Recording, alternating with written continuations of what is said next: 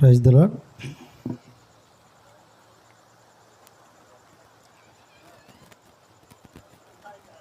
దయచేసి ఈ సమయంలో దేవుని వాక్యం మనం వింటాం.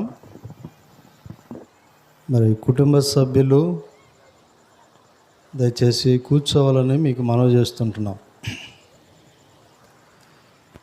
దేవుని వాక్యము కుటుంబ సభ్యులు కూడా వినాలి.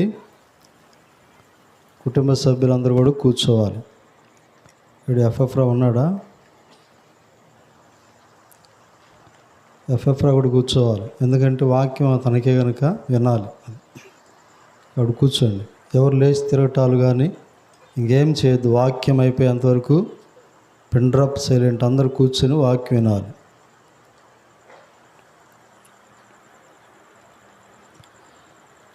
దేవుని వాక్యంలో కీర్తనలు 103వ అధ్యాయం.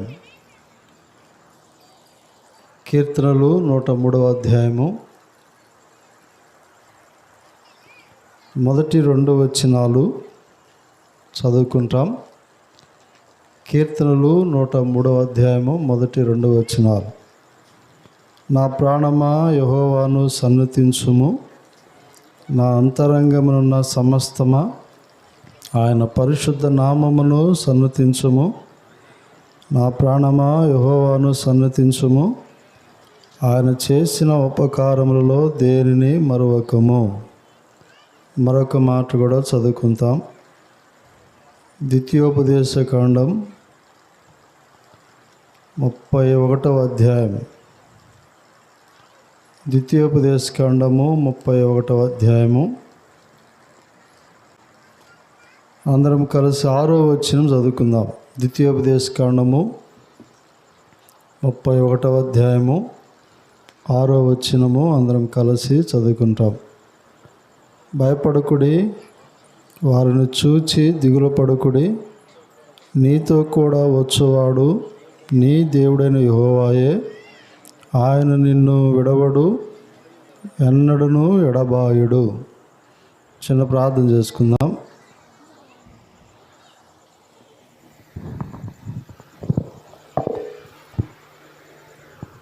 ప్రేమ కలిగిన మా ప్రియ పరలోకపు తండ్రి, పరిశుద్ధుడా, వందనములు.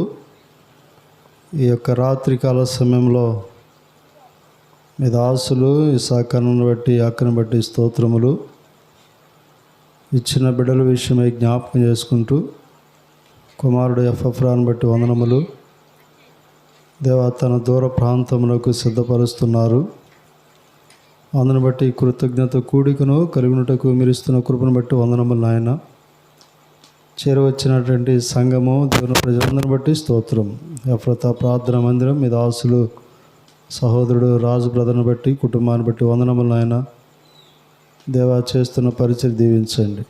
అలాగే నీ సమయం అంతని బట్టి మీ చెరుకు అప్పగిస్తున్నాను. పాటలో సహాయం చేస్తూ వచ్చారు. ఈ వాక్యం సమయాన్ని కూడా జ్ఞాపకం చేసుకోండి. నన్ను కూడా మరుగుపరిచి రుణాంతల ఆత్మ ఇచ్చి మీరే స్పష్టంగా బయలుపరచమని సహాయపడుతున్నామని, ముందు నా సమయం కూడా దీవెనకరం మార్చమని కోరుకుంటూ దృష్టుడు శత్రువు పనిచేయకుండా సహాయపడుతున్నామని యేసుక్రీస్తుగా మేము నామములో ప్రార్థించి అడిగి వేడుకుంటున్నాం తండ్రి. ఆమేన్.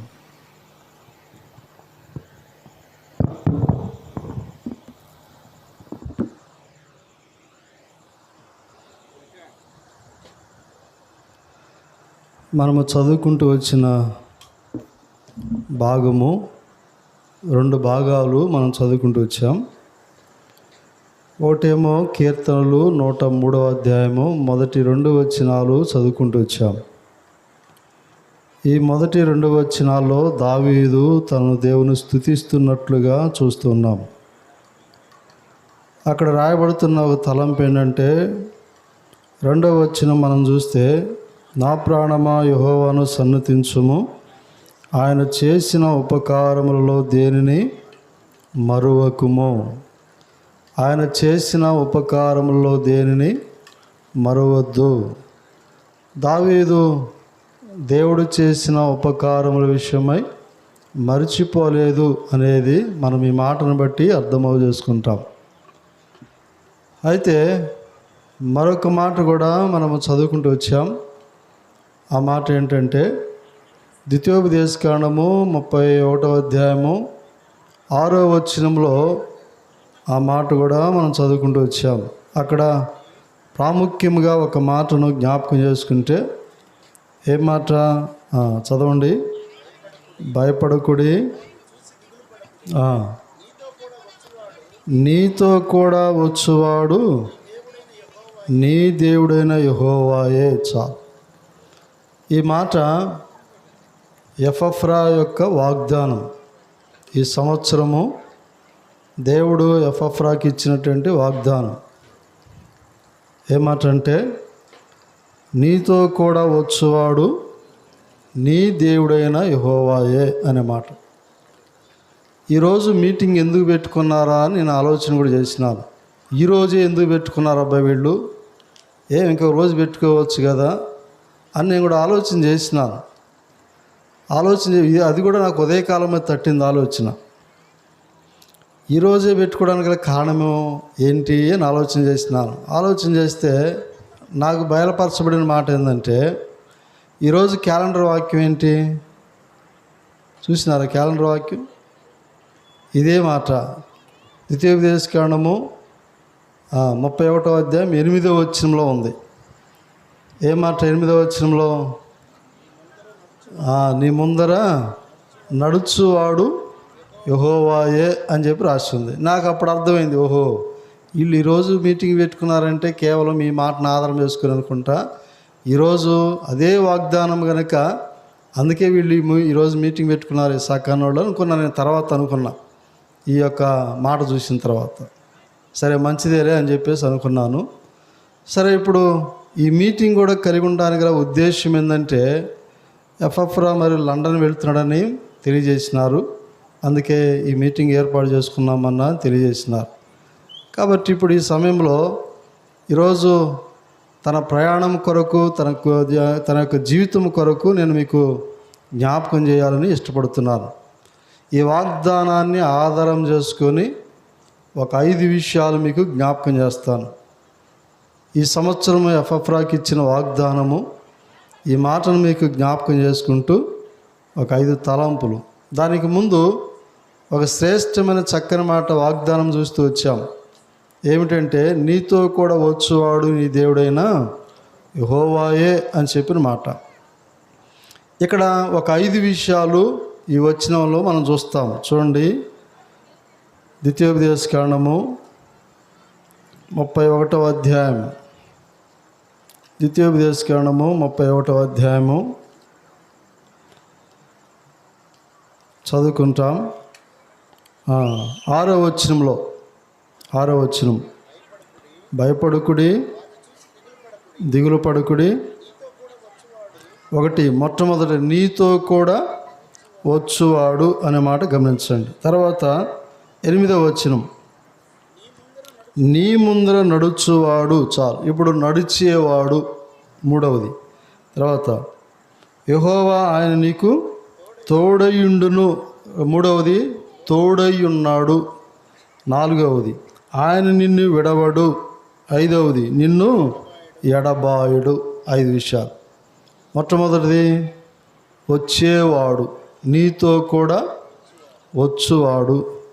2వది నడిచేవాడు, నీతో కూడా నడిచేవాడు. 3వది నీకు తోడై ఉన్నాడు. 4వది నిన్ను విడవడు. 5వది నిన్ను ఎడబాయడు. ఈ 5 విషయాలు మీరు జ్ఞాపకం చేసుకోండి. ఇప్పుడు ఈ యొక్క అధ్యాయం అంతా కూడా, ఈ 31వ అధ్యాయము మోషే యెహోషువతో ఇశ్రాయేలు ప్రజలతో మాట్లాడుతున్న సందర్భం ఇది. మోషే ఇశ్రాయేలు ప్రజలతోనూ యెహోషువతోనూ బయలుపరుస్తున్నాడు, తెలియజేస్తున్నాడు, జరగబోయే విషయాల గురించి మాట్లాడుతున్నాడు. ఇప్పుడు అలాగనే ఈ మాటను బట్టి మనం ఆలోచన చేస్తే, యెహోషువను పిలిచి మోషే అంటున్నాడు, అయ్యా దేవుడు నీతో కూడా వచ్చువాడు యెహోవాయే, నీ ముందర నడుస్తాడు, నిన్ను విడిచిపెట్టేవాడు కాదు, నిన్ను ఎడబాసేవాడు కాదు. నువ్వు ఇశ్రాయేలు ప్రజలను కనాను దేశానికి చేర్చాలి అని చెప్పేసి మోషే యెహోషువతో జ్ఞాపకం చేస్తున్నాడు. చూడండి, ఆ మాట కూడా మనం చదువుదాం. 7వ వచనం. మరియు మోషే యెహోషువను పిలిచి, నీవు నిబ్బరము కలిగి ధైర్యముగా ఉండుము. యెహోవా ఈ ప్రజలకు ఇచ్చుచున్న వారి పితరులతో ప్రమాణం చేసిన దేశమునకు నీవు వీరితో కూడా పోయి దానిని వారికి స్వాధీనపరచవలెను. అంటే ఇప్పుడు ఎక్కడ పోవాలి చెప్పండి? ఎక్కడ పోమన్నాడు? కనాను దేశం. కనాను దేశం అంటే మంచి దేశం, పాలు తేనెలు ప్రవహించే దేశం, సమృద్ధి కలిగిన దేశం, కొరత లేని దేశం, ఆహారము కానీ సమస్తము కూడా అన్నీ కూడా చక్కగా సమృద్ధితో ఉన్నటువంటి దేశం.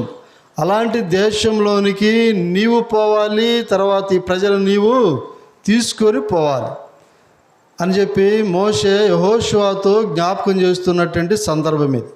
అయితే వాక్యంలో ఈ మాటను బట్టి మనం ఆధారం చేసుకుంటే ఎఫ్రాకి ఇచ్చిన వాగ్దానము ఏమిటి? ఏదంటే నీతో కూడా వచ్చువాడు నీ దేవుడైన యెహోవాయే. అంటే ఇప్పుడు దేవుని ప్రజలతో దేవుడు వెళ్తున్నాడు, తర్వాత యెహోషువతో దేవుడు వెళ్తున్నాడు అనే సందర్భం మనం జ్ఞాపకం చేసుకుంటాం. ఇప్పుడు బైబిల్లో మనం ఆలోచన చేస్తే దేవుడు మన వెంట రావాలి. గుర్తుపెట్టుకోండి, దేవుడు మన వెంట రావాలి. ఒకానొక సందర్భంలో ఇశ్రాయేలు ప్రజలు లోబడనల్ల ప్రజలు కనుక వారి విషయమై దేవుడు అంటూ వచ్చాడు, నేను వీళ్ళతో రాను అన్నాడు. మోషేతో చెప్పిన మాట, మోషే నేను వీళ్ళతో రాను అని చెప్పాడు. చూడండి ఆ మాట, నిర్గమాకాండం 33వ అధ్యాయము 3వ వచనం. నిర్గమాకాండము 33వ అధ్యాయము 3వ వచనము. నేను మీతో కూడా రాను. చాలు, నేను మీతో కూడా రాను అని చెప్పాడు.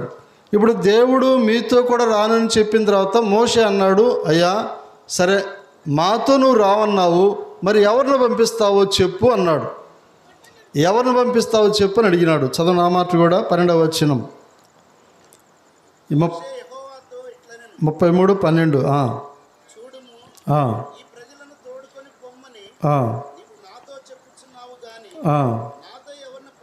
చాలు, నాతో ఎవరిని పంపేదవు?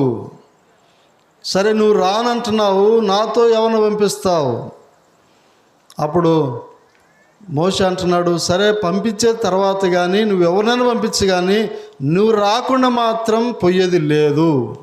ఇదే కీర్తనలు 33వ అధ్యాయం, నిర్గమాకాండం 33వ అధ్యాయం చూడండి. 33వ అధ్యాయము చదువుకుంటాం.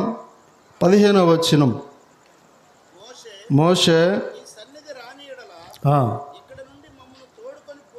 చాలు, నీ సన్నిధి రాని ఎడల ఇక్కడ నుంచి మమ్మల్ని తోడుకొని పోవద్దు. ఇప్పుడు ఒకటి గుర్తుపెట్టుకోండి, నేను రాను అన్నాడు దేవుడు. ఎలాంటి ప్రజలతో రానన్నాడు? వీళ్ళు లోబడని ప్రజలే గనక నేను వీళ్ళతో రాను అన్నాడు. మోషే అంటున్నాడు, సరే నువ్వు రాకపోతే ఎవరిని పంపిస్తావు? నాకు ఎవరిని పంపించినా కూడా నాకు అవసరం లేదు, నువ్వు రావాల్సిందే. అది నాకు మనుషులు వచ్చి ఏం ప్రయోజనం? నువ్వు రాకుండా మనుషులను పంపిస్తే ఏం ప్రయోజనం నాకు? నువ్వు రావాలా, మాతో నువ్వు రావాల్సిందే. సరే దేవుడు అన్నాడు, సరే నీతో నేను వస్తా, నా సన్నిధి నీతో వస్తుంది, మీతో వస్తుంది అని చెప్పి దేవుడు తీర్మానం చేసినాడు. అయితే నేను ఏం జ్ఞాపకం చేస్తున్నానంటే, ఇప్పుడు దేవుని ప్రజలతో వెళితే ఏం జరుగుతుంది? దేవుని ప్రజలతో దేవుడు వెళితే ఏం జరుగుతుంది? వెళ్ళిన ప్రజలు కూడా ఎట్లాంటి వారే ఉండాలి? ఈ మాటలు మీకు జ్ఞాపకం చేస్తారు. ఇప్పుడు ఎఫ్రా వాగ్దానము ఏంటి? వాగ్దానం నీతో కూడా వచ్చేవాడు నీ దేవుడైన యెహోవాయే అని చెప్పాడు కనుక ఇప్పుడు ఎఫ్రా కూడా లండన్ వెళుతున్నాడని జ్ఞాపకం చేయబడుతుంది, తెలిసింది. ఇప్పుడు లండన్ వెళ్ళాలి. దేవుడి వాగ్దానం ద్వారా తను సిద్ధపరిచాడనే సంగతి జ్ఞాపకం చేసుకుంటున్నాం. ఇప్పుడు లండన్ వెళ్ళిన తర్వాత లండన్ వెళ్ళేటప్పుడు ఎఫ్రాతో దేవుడు రావాలి. ఇప్పుడు లండన్లో ఉన్న జీవితాన్ని బట్టి కూడా తన యొక్క జీవితంలో కూడా దేవుడు తనతో ఉండాలి అంటే ఆయన ఏ స్థలంలో ఉండా కూడా అది లండన్ కావచ్చు, ప్రాంతం కావచ్చు, తను నివసించే స్థలము కావచ్చు, ఎఫ్ఎఫ్ఐ ఎక్కడున్నప్పటికీ కూడా దేవుడు తనతో ఉండాలంటే ఏ లక్షణాలు ఉండాలో ఇప్పుడు మీకు జ్ఞాపకం చేస్తాను. ఒక 5 విషయాలు ప్రాముఖ్యంగా జ్ఞాపకం చేస్తాను. మొదటి విషయం చూడండి, దేవుని వాక్యంలో నుండి ఆదికాండం 26వ అధ్యాయం. ఆదికాండము 26వ అధ్యాయము చదువుకుంటాం. 3వ వచనం. ఆదికాండము 26, 3వ వచనం. ఈ దేశమందు పరవాసివై ఉండుము, నేను నీకు తోడయుండి నిన్ను ఆశీర్వదించేదను. తర్వాత 24వ వచనం, 23, 24 కలిసి ఉన్నాయి.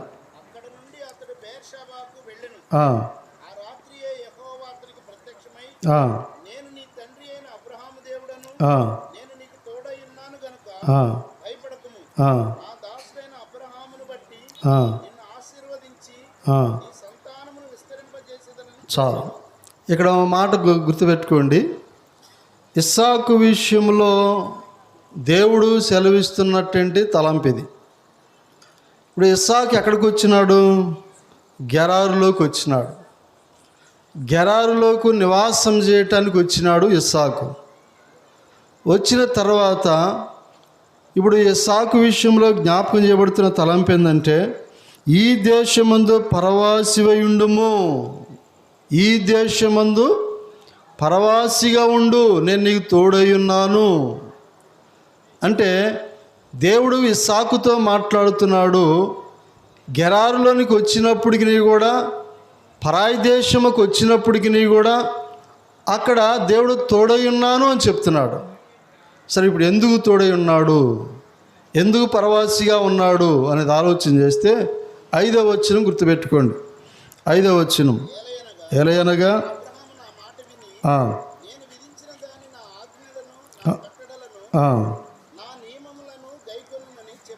చాలు, నా నియమములను గైకొనమని చెప్పాను. ఈ మాట గుర్తుపెట్టుకోండి. దేవుని యొక్క తోడు కలిగి ఉండాలి అంటే ఇక్కడ దేవుని మాట వినవలెను, దేవుని మాట వినాలి. ఇస్సాకు దేవుని మాట విన్నాడు గనకనే, వినేవాడిగా ఉన్నాడు గనకనే ఇప్పుడు ఇస్సాకు గెరారులోకి వచ్చినప్పటికీ కూడా తన ఒంటరి జీవితంలో, అనగా తన కుటుంబంతో తను రాగలిగినప్పటికీ కూడా, పరాయి దేశంకి వచ్చినప్పటికీ కూడా దేవుడు తనకు తోడై ఉన్నాడంటే కేవలం దేవుని యొక్క మాట వినుడు ద్వారా. అందుకే ఇందా మనం చదువుకుంటూ వచ్చాం, అబ్రహాము దేవుని యొక్క మాట వింటూ వచ్చాడు. నీ తండ్రి అయిన దేవుడు నేను, నీ యొక్క తండ్రి నా మాట వింటూ వచ్చాడు కాబట్టి నువ్వు కూడా నా మాట విను. నా మాట వినుడు ద్వారా నువ్వు పరాయి దేశంలో ఉన్నప్పటికీ కూడా, గెరారు ప్రాంతంలో ఉన్నప్పటికీ కూడా నేను నీకు తోడై ఉంటాను. తర్వాత ఆ పరాయి దేశానికి వెళ్ళినటువంటి వాడు ఈ యొక్క ఇస్సాకు వెళ్ళి ఏం చేసినట్లు, ఎట్లా జీవించాడు చూడండి. అదే ఆదికాండం 26వ అధ్యాయము. ఆదికాండము 26వ అధ్యాయము 12వ వచనం. ఆ దేశమందున్నవాడై విత్తనము వేసి ఆ సంవత్సరము 100 ఫలము పొందెను. చాలు, 100 ఫలము పొందెను. ఇప్పుడు గొప్పవాడైపోయినాడు. ఎక్కడ? గెరారు ప్రాంతంలో నివాసం చేస్తున్న మనుషుడు ఇస్సాకు ఏమైపోయినాడంట? గొప్పవాడైపోతూ వచ్చాడు. ఎవరు చేసినారు అతన్ని గొప్పవాడిగా? ఎవరు చేసినారు? ఏ మనుషుడు చేసినాడు? ఎవరు చేసినాడంటే దేవుడే. దేవుడే ఆ మనుషుడు గొప్పవాడికి చేసిన కారణాన్ని బట్టి ఆశీర్వదించబడుతూ వచ్చాడు. ఆ సంగతి గెరారులో ఉన్న ప్రజలకు కూడా తెలిసిపోయింది, అర్థమైపోయింది. అబీమెలెకు రాజుకు అర్థమైపోయింది, సేనాధిపతి అయిన ఫీలోకు అర్థమైపోయింది, వీళ్ళందరికీ అర్థమైపోయింది. అరే, ఎక్కడి నుంచో వచ్చాడు, మన ప్రాంతానికి వచ్చాడు, మన ప్రాంతంలో నివాసం చేస్తున్నాడు, విత్తనం వేసినాడు, పంట పండించాడు, 100 పంట వచ్చింది, ఫలించాడు, గొప్పవాడైపోయినాడు, మంచి పేరు సంపాదించినాడే. అర్థమైపోయింది ఆ సంగతి. ఎవరికి అర్థమైపోయింది చెప్పండి? ఎవరికి? గెరారులో నివసిస్తున్నటువంటి ప్రజలకు అర్థమైపోయింది. అర్థమైందా?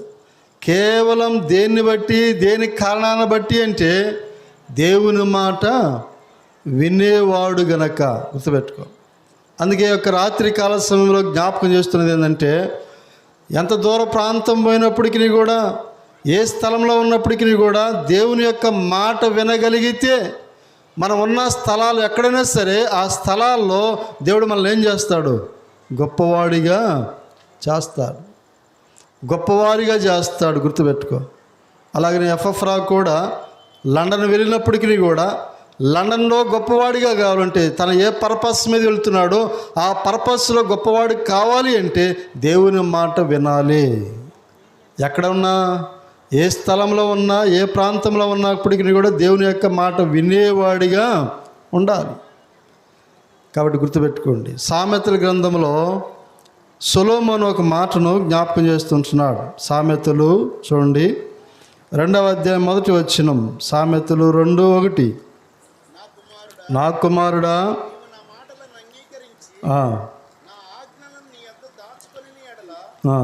చాలు, ఈ మాట గుర్తుపెట్టుకో. నీవు నా మాటలను అంగీకరించి, మొదటగా అంగీకరించుట. ఏం చేయాలంట? మాట చెప్పండి. దేవుని మాట ఏం చేయాలా? అంగీకరించాల. తర్వాత రెండవది చూడండి, అంగీకరించిన తర్వాత చూడండి మరలా 7వ అధ్యాయం, సామెతలు 7వ అధ్యాయము 1వ వచనం. నా కుమారుడా, మనస్సును ఉంచుకొనుము, నా ఆజ్ఞను నీవు మన యొద్ద దాచిపెట్టుకొనుము. నా ఆజ్ఞను నీవు మనస్సును ఉంచుకునిడలా నీ కనుపాప వలె నా ఉపదేశమును కాపాడిన ఎడల నీవు బ్రతుకుదువు. చాలు. ఇప్పుడు ఏం చేయమన్నాడు? మాటలో మనసులో ఉంచుకోమన్నాడు. మనసులో ఉంచుకున్న తర్వాత ఏం చేయమన్నాడు? దాచిపెట్టుకోమన్నాడు. దాచిపెట్టుకున్న దాన్ని బట్టి ఏమవుతుందంట? బ్రతికించబడతావు, బ్రతుకుతావు. అది గుర్తుపెట్టుకో.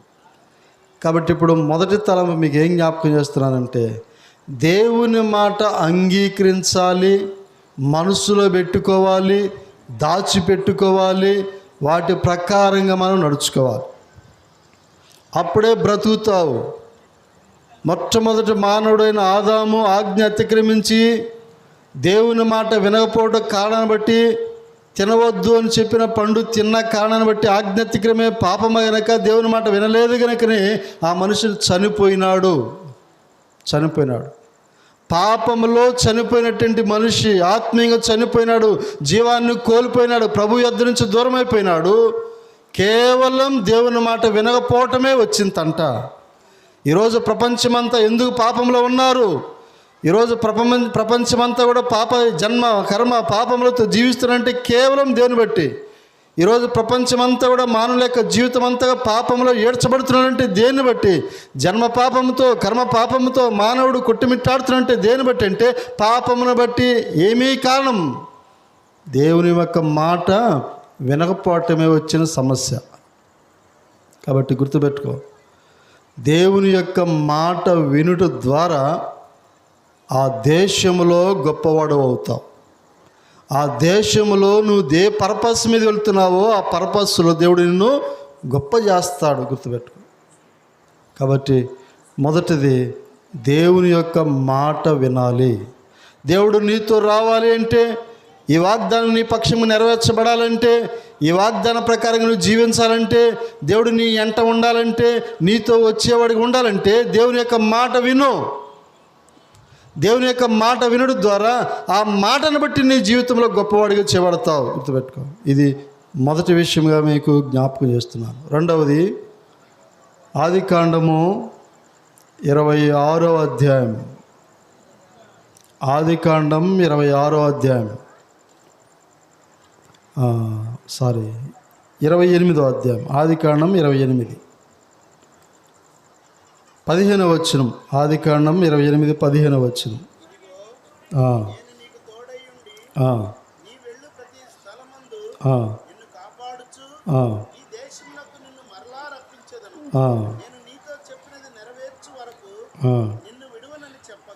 చాలు.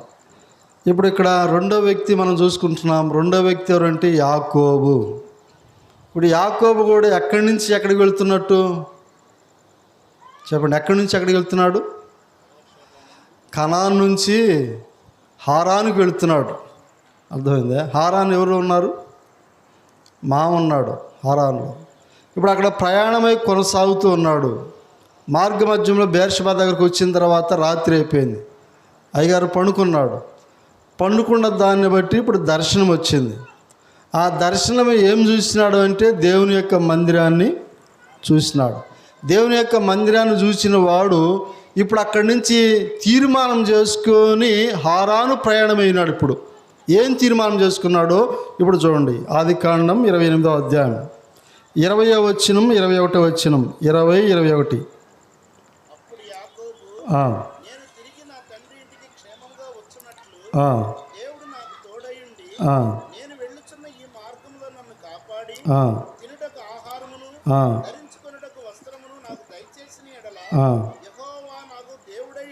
చాలు. ఇప్పుడు ఆయన తీర్మానం ఏంటంటే, నాకు ఆహారము వస్త్రాలు సమృద్ధిగా అనుగ్రహిస్తే అని చెప్పేసి అన్నాడు. తర్వాత 22వ వచనం,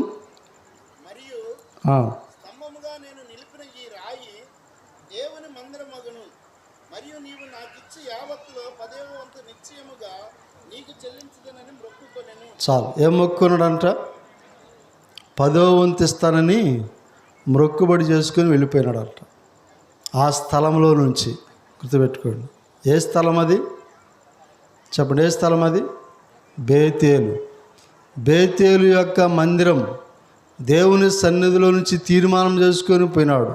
ఈ దేవుడు నాకు ఆహారము సమృద్ధిగా కలిగించాలి, నాకు వస్త్రాలు సమృద్ధిగా కలిగించాలి, సమస్తము నేను ఏ పర్పస్ మీద అయితే వెళుతున్నానో ఆ పర్పస్ అంతా నెరవేర్చుకొని తిరిగి వచ్చేంతవరకు కూడా దేవుడు నన్ను కాపాడితే, క్షేమంగా నడిపిస్తే, మళ్ళా తిరిగి నా తండ్రి ఇంటికి తీసుకొస్తే నేను ఎలాంటి మొక్కుబడి చేసుకుంటా అనే తీర్మానం చేసుకొని బయలుదేరి వెళ్ళినటువంటి వాడిగా మనం చూస్తుంటున్నాం.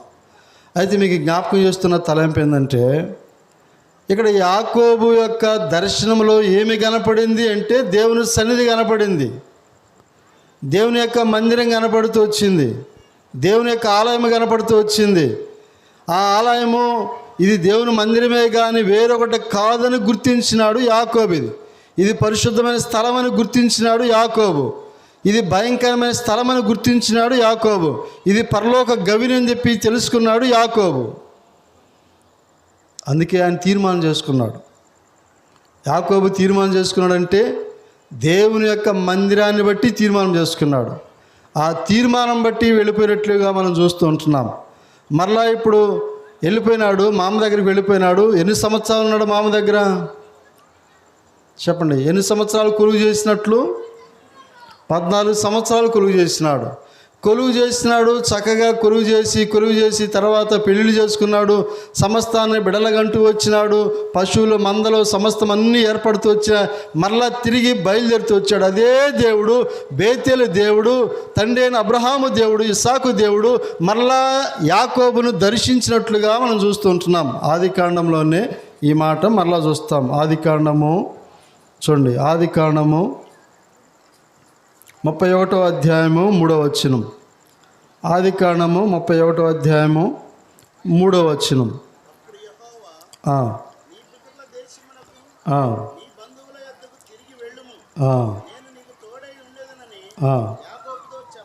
చాలు. మరలా ఇప్పుడు దేవుడు అతను దర్శించి ఏం చెప్తున్నాడు? మరలా తిరిగి నువ్వు ఎక్కడికి వెళ్ళమన్నాడు? నీ పితరుల దగ్గరికి వెళ్ళు, నీ తండ్రి ఇంటికి వెళ్ళు, నేను నీకు తోడై ఉన్నాను అని చెప్పాడు. మరలా అక్కడి నుంచి ఇప్పుడు మామ దగ్గర నుంచి మరలా బయలుదేరాడు, కనానుకు బయలుదేరాడు. ఇప్పుడు మనిషి మరలా అంటే తన ప్రయాణం చూడండి, యాత్రా జీవితంలో దేవుడు తనకు తోడై ఉన్నాడు యాకోబుకు. బేతేలు దగ్గర నుంచి ప్రయాణమైనప్పటి నుంచి మరలా హారాన్లో పద్దనరాములో అనగా యాకోబు యొక్క మామ ఇంటిలో ఉన్నంత కాలం దేవుడు యాకోబు తోడై ఉండి మరలా తిరిగి కనానుకు వచ్చేంతవరకు కూడా దేవుడు అతను తోడై ఉన్నట్లుగా మనం చూస్తూ ఉంటాం. వాక్యంలో జ్ఞాపకం చేసుకుంటే యాకోబు దేవుని యొక్క మందిరం యొక్క విలువేంటో తెలుసుకున్నవాడు యాకోబు. ఎట్లా తెలుసుకున్నాడు తెలుసా? ప్రయాణమై వస్తూ ఉన్నప్పుడు 34వ అధ్యాయంకి వచ్చిన తర్వాత 35వ అధ్యాయంకి వచ్చిన తర్వాత తనకు ఒక సమస్య వచ్చింది తన కుమార్తె ద్వారా.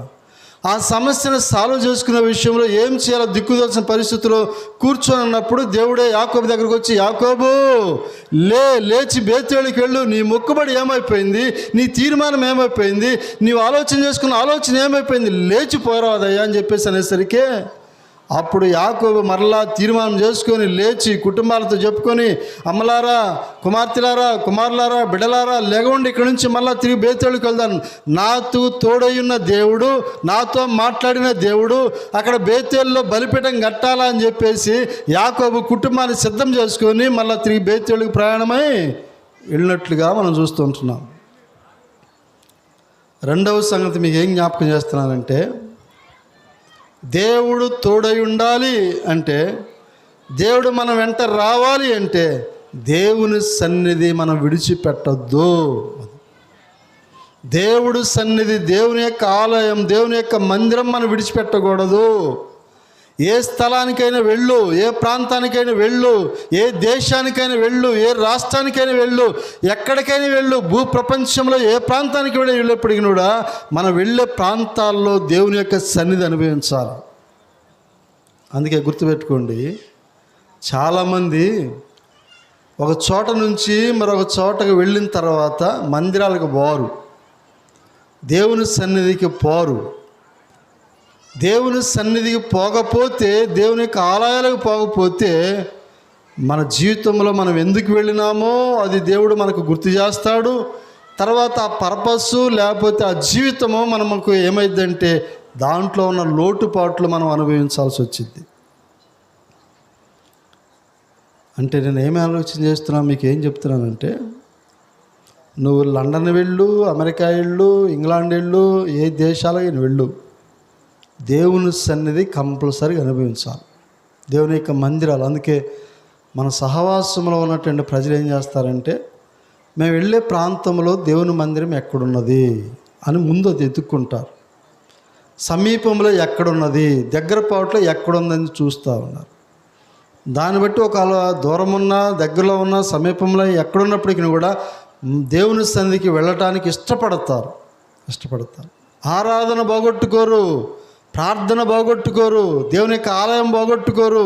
ఆత్మీయమైతే బిడ్డలైతే, విశ్వాసులైతే, దేవుని ప్రజలైతే, ఆత్మలో తీవ్రత కలిగిన వాళ్ళైతే, రక్షించబడి మారుమనసు పొంది బాప్తీసాలు తీసుకొని దేవుని మందిరాలు పెంచబడి, దేవుని మందిరాలు పెరిగి, దేవుని యొక్క మందిరాలు పరిచయం చేసే బిడ్డలైతే దేవుని సన్నిధి ఎక్కడుంది ఎత్తుక్కుంటారు. ఎత్తుక్కొని పోతారు మందిరాలకి. అది కాబట్టి జ్ఞాపకం చేసుకో. దేవుడు నీ వెంట రావాలంటే, దేవుడు నీతో రావాలంటే నువ్వు దేవుని సన్నిధి అనుభవించాలి, దేవుని యొక్క ఆలయంలో గడపాలి, దేవుని యొక్క మందిరాల్లో గడపాలి, దేవుని యొక్క మందిరానికి వెళ్ళాలి.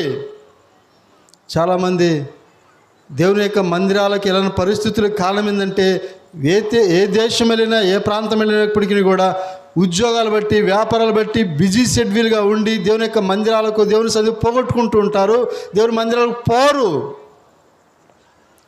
దేవుని యొక్క మందిరం, దేవుని యొక్క సన్నిధి అనుభవించకపోతే నీ తీర్మానము, నీ మొక్కుబడులు, నీ చేస్తున్న పనులు, నీ వ్యాపారము, నీ ఉద్యోగము, నీ చేతి పని, నీ కష్టార్జితము, నీ కుటుంబము, నీ ఫ్యామిలీ జీవితం అంతా ఏమైపోతుందో ఒకసారి ఆలోచన చేసుకో. దేవుని యొక్క సన్నిధి మనం అనుభవించాలి. యాకోబు యొక్క జీవితంలో దేవుని యొక్క మందిరాన్ని విడిచిపెట్టలా. బేతేలుకు వచ్చి బలిపీఠం కట్టాడు యాకోబు, గుర్తుపెట్టుకో. అదంతా మీకు చూపించాలంటే సమయం లేదు కాబట్టి నేను ఈ వచనాలు చూపించట్లేదు. బేతేలుకు వచ్చినాడు.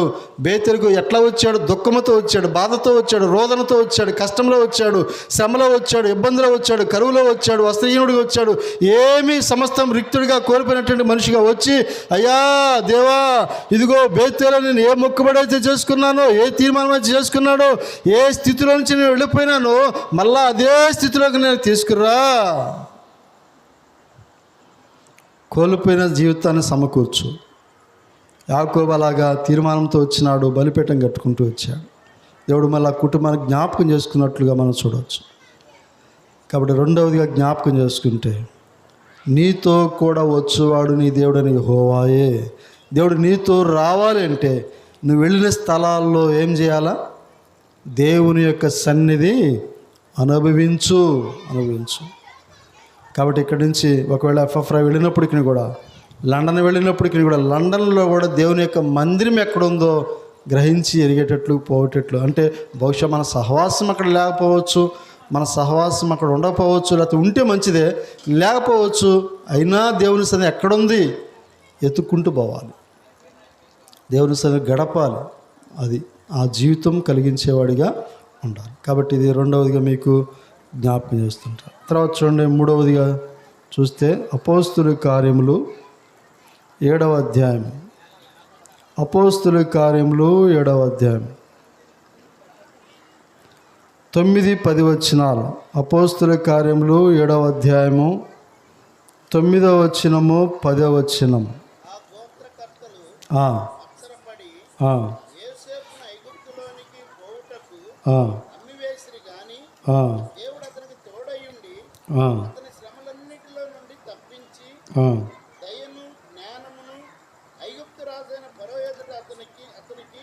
అనుగ్రహించినందున ఫరో ఐగుప్తునకును తన ఇంటి అంతటికి అతన్ని అధిపతిగా నియమించెను. చాలు. ఇక్కడ మనం మూడో వ్యక్తి చూస్తున్నాం. ఎవరు ఆ వ్యక్తి? యోసేపు. ఇప్పుడు ఈయన గురించి కూడా మనం ఆలోచన చేస్తే, సహోదరులు గోత్రకర్తలు అంట, సహోదరులు ఏం చేసినారు? ఆయన్ని ఏం చేసినారమ్మా? అమ్మేసినారంట. అమ్మేసిన దాన్ని బట్టి ఇది ఎవరికి అమ్మారు? ఇష్మాయేలుకి అమ్మారు. ఇష్మాయేలుకు దగ్గర నుంచి మరలా ఎవరు కొనుక్కున్నారు? ఐగుప్తీ వాళ్ళు కొనుక్కున్నారు. ఐగుప్తిలో ఉన్నటువంటి పోతీఫర్ ఇంట్లో మొత్తానికి బానిసత్వంలో వహించడానికి వెళ్ళిపోయినాడు. ఇప్పుడు వెళ్ళిపోయిన కారణాన్ని బట్టి ఎక్కడి నుంచి ఎక్కడికి వెళ్ళాడో ఆలోచన చేయండి. కనాన్ నుంచి ఐగుప్తి దేశానికి వెళ్ళాడు యోసేపు. కనాన్ నుంచి ఎక్కడికి వెళ్ళాడమ్మా? ఐగుప్తికి వెళ్ళిపోయినాడు. ఐగుప్తికి వెళ్ళిపోయిన తర్వాత అక్కడ రాయబడుతున్న ఒక తలంపు మీరు ఆలోచన చేస్తే చూడండి. ఆ మాట 9వ వచనంలో, దేవుడు అతను తోడయ్యుండి అతనిని శ్రమలన్నిటిలో నుండి తప్పించి ఏం చేశాడంట? శ్రమలన్నిటిలో నుండి తప్పించి ఐగుప్తు యొక్క దేశానికి వెళ్ళి ఐగుప్తు యొక్క దేశంలో తను ఎంతో బానిసత్వం వహిస్తూ కూడా దేవుణ్ణి విడిచిపెట్టల. ఇప్పుడు యోసేపు యొక్క జీవితంలో చివరికి ఆయన స్థితిగతులు ఏమైపోయినాయంటే ఐగుప్తికే ప్రధానమంత్రి చేయబడ్డాడు. ఏమి కారణం చెప్పండి? ఇప్పుడు ఏమి కారణం? ఆయన ఐగుప్తి దేశానికే ప్రధానమంత్రి అయినాడంటే ఫరో కూడా సమస్తము తన చేతికి అప్పగించి, ఆయన నేను సింహాసనం తప్ప నాకు ఏ యోగ్యత లేదయ్యా, ఈ యోగ్యత అంతా రాజ్య పరిపాలన అంతా నీదే అని చెప్పి చివరికి ఐగుప్తి ఫరో కూడా యోసేపుకు అప్పగించాడే, అధిపతిగా చేసినాడే, నియమించినాడు కదా. ఇప్పుడు దేన్ని బట్టి యొక్క జీవితం వచ్చింది యోసేపుకి చెప్పాలా? ఒక పరాయి దేశం పోయినప్పుడు, ఒక పరాయి రాష్ట్రం పోయినప్పుడు అతను ఆ స్థాయిలోకి తీసుకొచ్చినాడు దేవుడు. అంటే దేన్ని బట్టి తీసుకొచ్చాడు దేవుడు చెప్పండి? చదవండి ఆదికాండం. యోసేపు ఆయన ఆ స్థాయిలోకి రావడానికి గల కారణం ఏంటో చూడండి. ఆదికాండము 42వ అధ్యాయము 18వ వచనం. ఆదికాండము 42వ అధ్యాయము 18వ వచనం.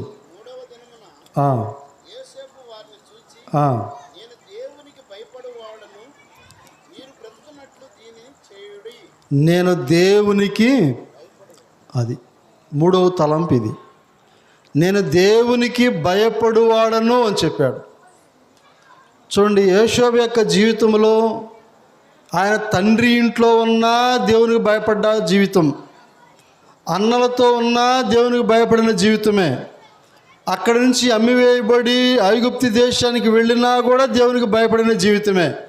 ఆయన జీవితం అంతా కూడా దేవునికి భయపడినట్లుగా మనం చూస్తుంటున్నాం. అంటే ప్రేమైన సహోదరులా, ఏమని దేవునికి భయపడ్డాడు అంటే ఆ మనుషుడు ఎట్లా జీవించుంటాడండి? ఒక మాట ఆలోచన చేయండి.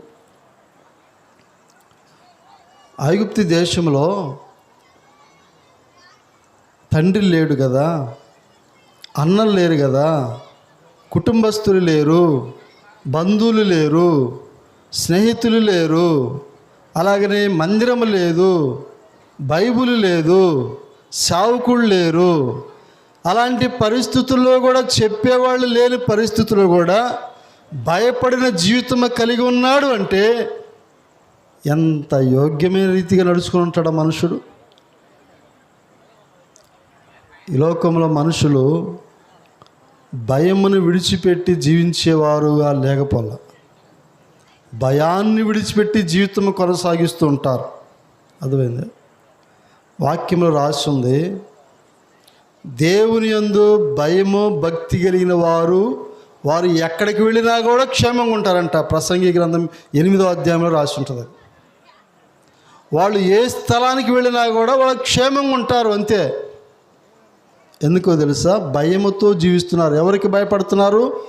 దేవునికి భయపడుతున్నారు, మనుషులకు కాదు. ఇప్పుడు దేవునికి భయపడ్డ వ్యక్తి ఆ యొక్క పోతీఫర్ ఇంట్లో ఉన్నా కూడా ఆయన చేస్తున్న పనిని బట్టి, ఆయన చేస్తున్నటువంటి చేతి పనిని బట్టి పోతీఫర్ యొక్క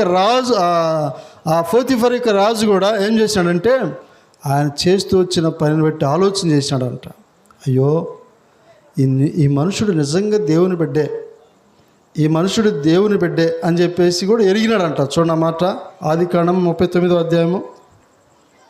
ఆదికాండం 39వ అధ్యాయం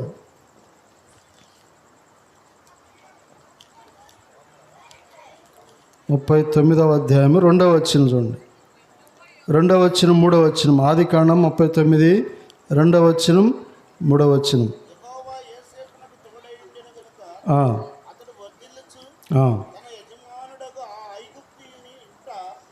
నుండిన యెహోవా అతనికి తోడై ఉండిననియు, అతడు చేసినంతయు అతని చేతిలో యెహోవా సఫలము చేసిననియు అతని యజమానుడు చూచినప్పుడు. చాలు చెప్పడు. యజమానుడు ఏం చూసినాడంట? ఆయన చేసే పని అంతా దేవుడు ఏం చేస్తున్నాడంట? సఫలం చేస్తున్నాడంట. ఈ మనుషుడికి దేవుడు తోడై ఉన్నాడు. ఈ మనుషుడికి దేవుడు తోడై ఉన్నాడు గనుకనే ఇతను చేస్తున్న ప్రతి పని ఏమవుతుంది? సఫలమవుతుంది. అర్థమైంది? ఇప్పుడు పోతీఫరే కాదు, తర్వాత చెరసాల్లో వేవిసినా కూడా చెరసాల నాయకుడు కూడా ఈయన గురించి గ్రహించాడు. చూడండి మరలా, ఇదే ఆదికాండం 39వ అధ్యాయము 22వ వచనం, 22, 23 వచనాలు. చెరసాల అధిపతి అప్పగించిను, ఏమి చేసిరో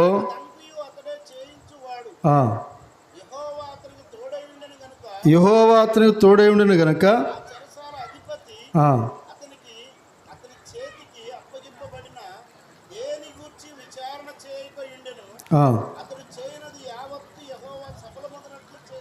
చూసినారు. ఇప్పుడు చెరసాల యొక్క అధిపతి కూడా అంట ఏం చేసినట్టమ్మా? ఆయనకి దేవుడు తోడై ఉన్నాడని గ్రహించాడంట. గ్రహించి చెరసాలలో అధిపతిగా చేసినాడు. సమస్తం అందరిని కూడా ఆయన పాదాల యొక్క చేతుల కింద పెడుతూ వచ్చాడు. యోషేపు చెప్పినట్టే చేయటం. ఇంకా అంటే మీకు ఏం జ్ఞాపకం చేస్తున్నానంటే, దేవునికి భయపడే వ్యక్తులు ఎక్కడ పోయినా సరే, ఏ స్థలంలో ఉన్నా సరే, ఏ ప్రాంతంలో ఉన్నా సరే, దేవుడికి భయపడే వ్యక్తులు కనుక దేవుడు వారికి తోడై ఉంటాడు కనుక వారు చేసేదంతా కూడా ఏమవుతుంది? సఫలమవుతుంది. అది స్టడీ పరంగా కావచ్చు, ఉద్యోగ పరంగా కావచ్చు, వ్యాపార పరంగా కావచ్చు, దేవుడే సమస్తాన్ని సఫలం చేసేవాడిగా ఉంటాడనే సంగతి జ్ఞాపకం చేసుకో. యోషేపుకు వలె భయపడు. మనుషులకు భయపడటం కాదు, దేవునికి భయపడాలా. దేవునికి భయపడేవాడు మనుషులకు భయపడతాడు, మనుషులకు భయపడేవాడు దేవుడికి కూడా భయపడతాడు. అది విశ్వాస యొక్క లక్షణం. అది అర్థమైంది? కొంతమంది అంటారు, మేము దేవునికి భయపడతామండి, మనుషులకి ఎందుకు భయపడతాం మేము? మేము మనుషులకి అసలు భయపడం, మనుషులు లెక్కే చేయం మేము అంటారు. దేవుని మేము లెక్క కూడా చేయం, మేము దేవుడికి భయపడతాం అంటారు. దేవుడికి భయపడేవాడు మనుషులకు కూడా భయపడాలా. నీ అధికారికి భయపడాలా, నీ పైన నాయకులకు భయపడాలా, ఇంట్లో ఉన్న తల్లిదండ్రులకు భయపడాలా, అర్థమైంది? ఇప్పుడు పెద్దవారికి భయపడాలా. భయపడే స్వభావం అనేది ఎక్కడ దొరుకుతుంది, ఎక్కడ ఉందంటే ప్రభువులోనే ఉంటుంది. అది ప్రభు ద్వారా అనుగ్రహించబడే జీవితం. అది నువ్వు దేవుడికి భయపడుతున్నావు అంటే మనుషులకు కూడా భయపడాల్సిందే, అంతే. ఎందుకు భయపడాలి మనుషులకి? దేనికి భయపడాలంటే దేవుణ్ణి బట్టి. అర్థమైంది? ఇప్పుడు దేవుణ్ణి బట్టి భయపడాలి, అంతే. గుర్తుపెట్టుకో. కాబట్టి యోషువ యొక్క జీవితం గురించి ఆలోచన చేస్తే, ఆయన కనాన్ నుంచి ఐగుప్తు దేశానికి వెళ్ళినా కూడా ఆయన ఏమైపోయాడంటండి, ఒక పోతీఫర్ యొక్క ఇంటిలో బానిసత్వం వహించినా కూడా అక్కడి నుంచి చెరసాలకు వెళ్ళినప్పటికీ చెరసాల నుంచి చివరికి మరలా ఎక్కడికి పోయినాడంటే ఐగుప్తు యొక్క రాజు యొక్క సింహాసనం ప్రధానమంత్రిగా కూర్చొని ఐగుప్తు దేశాన్ని పరిపాలన చేయటమే కాదు, చుట్టుపక్కల దేశాలన్నిటి కూడా ధాన్యం ఇచ్చిన వాడు యోషువ. గుర్తుపెట్టుకో. ఎక్కడి నుంచి వచ్చిందండి ఈ ఘనత? ఎక్కడి నుంచి వచ్చిందండి ఈ పేరు? ఎక్కడి నుంచి వచ్చిందండి ఈ ఆధిక్యత? ఎక్కడి నుంచి వచ్చిందండి ఈ కీర్తి? ఎక్కడి నుంచి వచ్చిందంటే దేవుడు చేసింది.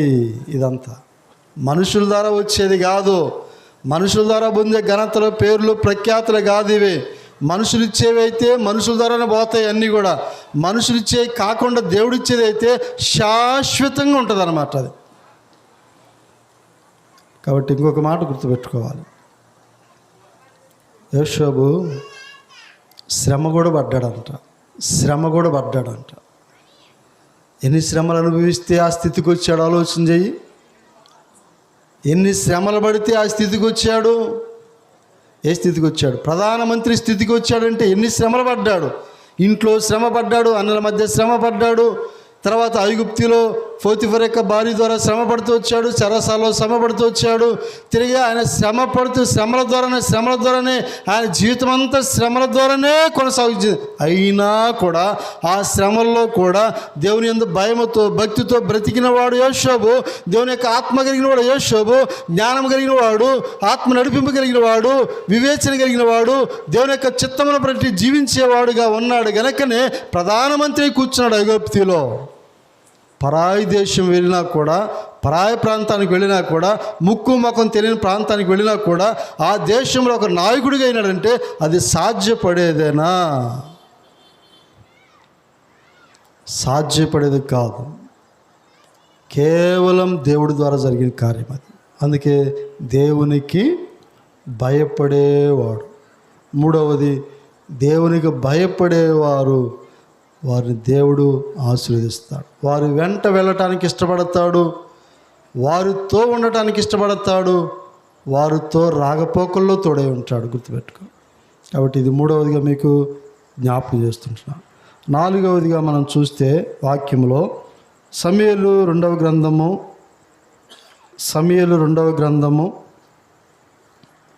7వ అధ్యాయము 9వ వచనం. సమూయేలు 2వ గ్రంథము 7వ అధ్యాయము 9వ వచనం. నీకు తోడుగా నుండి శత్రువులనందరినీ నీ ఎదుట నిలవకుండా నిర్మూలన చేసి లోకంలోని గనులైన వారికి కలుగు పేరు నీకు కలగజేసి ఉన్నాను. చాలు. ఈ మాట గుర్తుపెట్టుకోండి.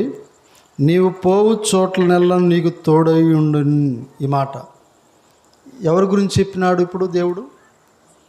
ఈ వ్యక్తి ఎవరు? దావీదు పోవు చోట్ల నెల్లా దేవుడు అంటే ఏమైనాడు? తోడై ఉన్నాడంట.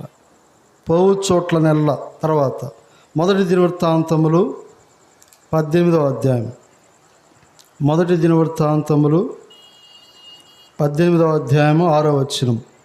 1 దినవృత్తాంతములు 18:6. తరువాత దావీదు సిరియా సంబంధమైన దమస్కులో కావలి సైన్యమును ఉంచెను. సిరియనులు దావీదునకు కప్పము కట్టు సైనికులైరి, సేవకులైరి. ఈ ప్రకారము దావీదు పోయిన చోట్లనెల్లా సహాయము చేయుచూ ఉండినంట. సహాయము చేయుట, ఈ మాట గుర్తుపెట్టుకున్నాను. సహాయము చేయుట. పోయిన చోట్లనెల్లా ఏం చేస్తున్నాడంట? సహాయం చేస్తున్నాడు. తర్వాత మళ్ళా రండి 2వ సమూయేలు గ్రంథం 8వ అధ్యాయం. 2వ సమూయేలు గ్రంథము 8వ అధ్యాయం 6వ వచనం. 2వ సమూయేలు గ్రంథం 8వ అధ్యాయము 6వ వచనం. దమస్కు వశముననున్న ఆ, సిరియా దేశమందు దండుగా ఉంచగా ఆ, సిరియనులు దావీదునకు దాసులై కప్పము చెల్లించుచుండిరి. ఆ. దావీదు ఎక్కడికి పోయినను ఎక్కడికి పోయినను యెహోవా అతనిని కాపాడుచుండెను. కాపాడుచూ ఉండెను. ఈ మాట గుర్తుపెట్టుకోండి, చివరిలో ఉన్న మాటలు కాపాడుచూ ఉండెను. ఒకటేమో సహాయం చేస్తున్నాడు, రెండవది వచ్చేసరికి కాపాడుతూ ఉన్నాడు. తర్వాత ఇంకొకటి మరలా రండి, దినవృత్తాంతములు, మొదటి దినవృత్తాంతములు 18వ అధ్యాయము 13వ వచనం. మొదటి దినవృత్తాంతములు 18వ అధ్యాయము 13వ వచనం. దావీదు ఏదేములో కావలి సైన్యమును ఉంచెను. ఆ, ఏదోమీయులందరూ ఆ, అతనికి సేవకులైరి. ఆ. దావీదు పోయిన చోట్లనెల్లా యెహోవా అతనిని రక్షించెను. రక్షించెను. ఈ మాటను గుర్తుపెట్టుకోండి. దావీదు పోతున్న ప్రతి స్థలంలో దేవుడు తనతో ఉంటేనే జరుగుతుంది ఇదంతా. ఒకటి, మొట్టమొదటి తోడై ఉన్నాడు. 2వ సమూయేలు గ్రంథం 7వ అధ్యాయం ప్రకారము తోడై ఉన్నాడు. రెండవది సహాయం చేసినాడు, సహాయం చేస్తున్నాడు. మూడవదిగా రక్షిస్తున్నాడు. నాలుగవదిగా చెప్పండి, నాలుగవది ఏంటి? కాపాడుతూ ఉన్నాడు. గుర్తుపెట్టుకోండి. ఇప్పుడు ఇవన్నీ కూడా కేవలం దావీదు పోతున్న ప్రతి స్థలంలో, ప్రతి స్థలం. ఇప్పుడు దావీదు ఎవరండి మాట చెప్పాలంటే? చెప్పండి, దావీదు ఎవరు అసలు? దావీదు ఏ స్థలానికి పోతున్నా, ఎక్కడ పోతున్నా ఇలాంటి జీవితం కలుగుతుంది. తోడై ఉంటానని చెప్పాడు, రక్షిస్తున్నాడని చెప్పాడు, సహాయం చేస్తున్నానని చెప్పాడు, కాపాడుతున్నానని చెప్పాడు కదా. ఇప్పుడు దావీదుకే ఎందుకు అలా జరుగుతుందంటే, దావీదు ఎవరు అనంటే దావీదు ఉత్తముడు.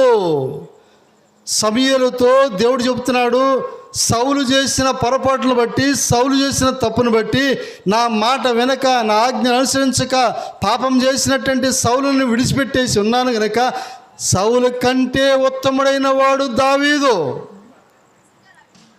సౌలు కంటే ఉత్తముడైన వాడు దావీదు. తర్వాత అపోస్తుల కార్యం 13వ అధ్యాయం 22వ వచనం ప్రకారం చూస్తే, నా యొక్క మనస్సు పూర్వకంగా చేసేవాడు దావీదు. తర్వాత నా ఉద్దేశాలు నెరవేర్చేవాడు దావీదు. ఇలాంటి విషయాలు దేవుడే దావీదు గురించి తెలియజేస్తున్నటువంటి తలంపు ఇది. ఇప్పుడు దావీదు గురించి మనం ఆలోచన చేస్తే ఎన్ని చెప్పుకోవచ్చు? ఉత్తముడు అంటే ఎవరు? ఉత్తముడు అంటే ఏంది? మంచివాడని అర్థం. ఉత్తముడు అంటే ఏంది? మంచివాడని అర్థం. తర్వాత నా మనసులో ఉన్నది కూడా దావీదు ఎరిగినవాడు, నా మనసులో ఉన్నది కూడా దావీదు తెలుసుకున్నవాడు, నా మనసును బట్టి నడుచుకునేవాడు, నా మనసును బట్టి ప్రవర్తించేవాడు దావీదు.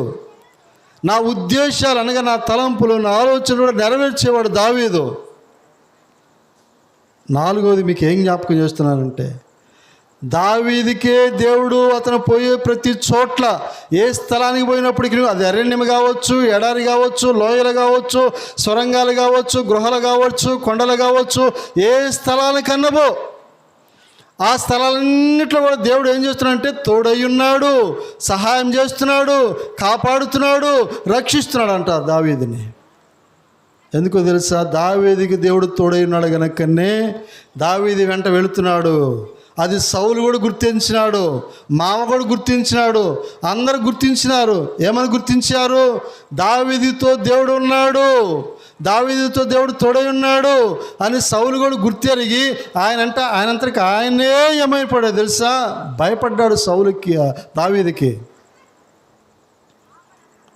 కాబట్టి ప్రేమైన వాళ్ళారా, నాలుగవదిగా జ్ఞాపకం చేస్తున్న తలంపు, ఎక్కడికి వెళ్ళినా కూడా, ఏ స్థలానికి వెళ్ళినా కూడా ఎట్లా జీవించాలో తెలుసా?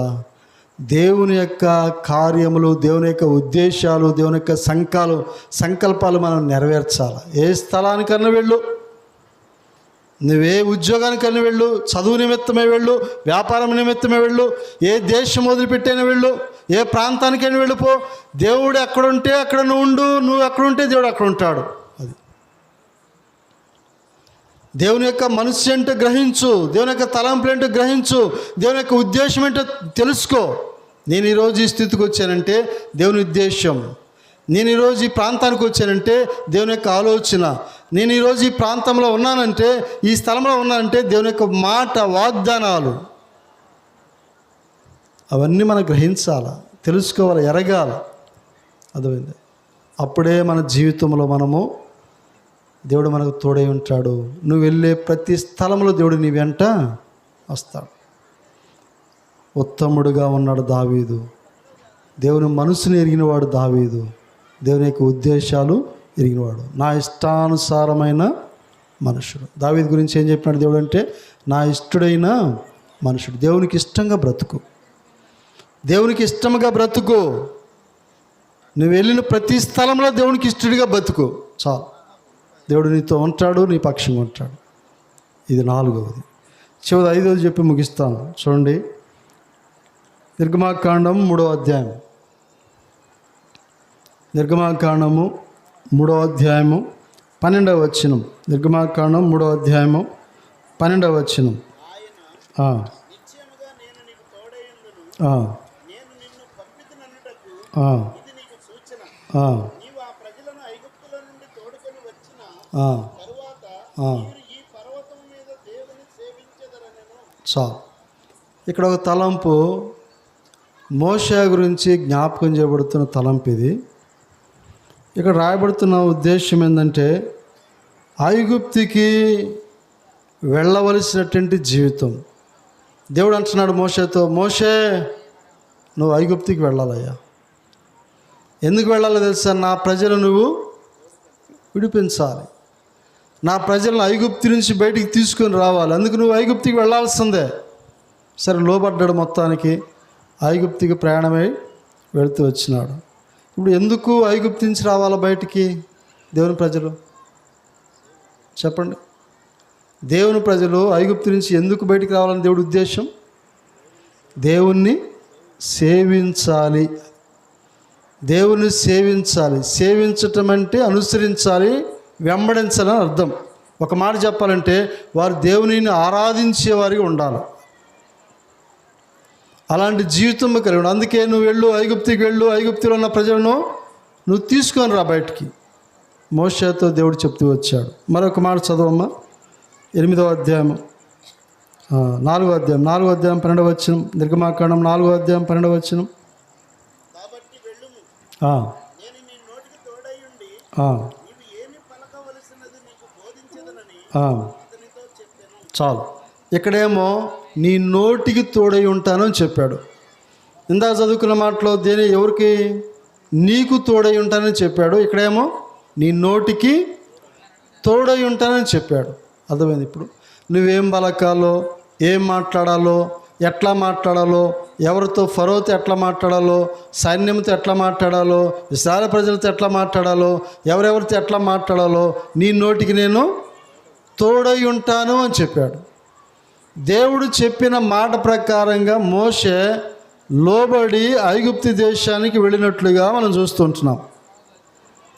ఇప్పుడు సేవించే విషయంలో దేవుని కోరిక ఏంటంటే, దేవుని యొక్క ఆలోచన ఏంటంటే, దేవుని యొక్క ఉద్దేశం ఏంటంటే, మీరు నన్ను సేవించాలి. అది దేవుని బిడ్డలు సేవించేవారిగా ఉండాలి. మీరు ఎక్కడికి వెళ్ళినా, ఏ స్థలంలో ఉన్నప్పటికీ కూడా నన్ను సేవించే ప్రజలుగా ఉండండి. అది ఆయన కోరిక. ఇంకొక మాట చివరిగా చూపిస్తాను, చూడండి. హెబ్రీయులకు రాసిన పత్రిక 11వ అధ్యాయంలో ఈ మాట చెప్పి నేను ముగిస్తాను.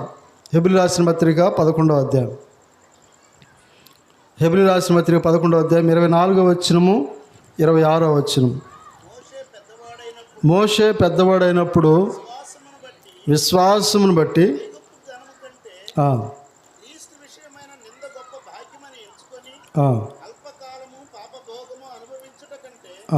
దేవుని ప్రజలతో శ్రమ అనుభవించడం మేలని యోచించి ఫరో కుమార్తె యొక్క కుమారుడని అనిపించుకొనుటకు ఒప్పుకొనలేదు. ఎలయనగా ప్రతిఫలముగా కలుగబోవు బహుమానమందు దృష్టి ఉంచెను. చాలు. మోషే గురించి మనం ఏమి జ్ఞాపకం చేసుకోవచ్చు అంటే, మోషే యొక్క జీవితం ఒకప్పుడు రాజు భోగం అనుభవించినాడు. ఫరో యొక్క కుమార్తె కుమారుడు అనిపించుకునే దానికి యోగ్యుడే, ఒక మాట చెప్పాలంటే.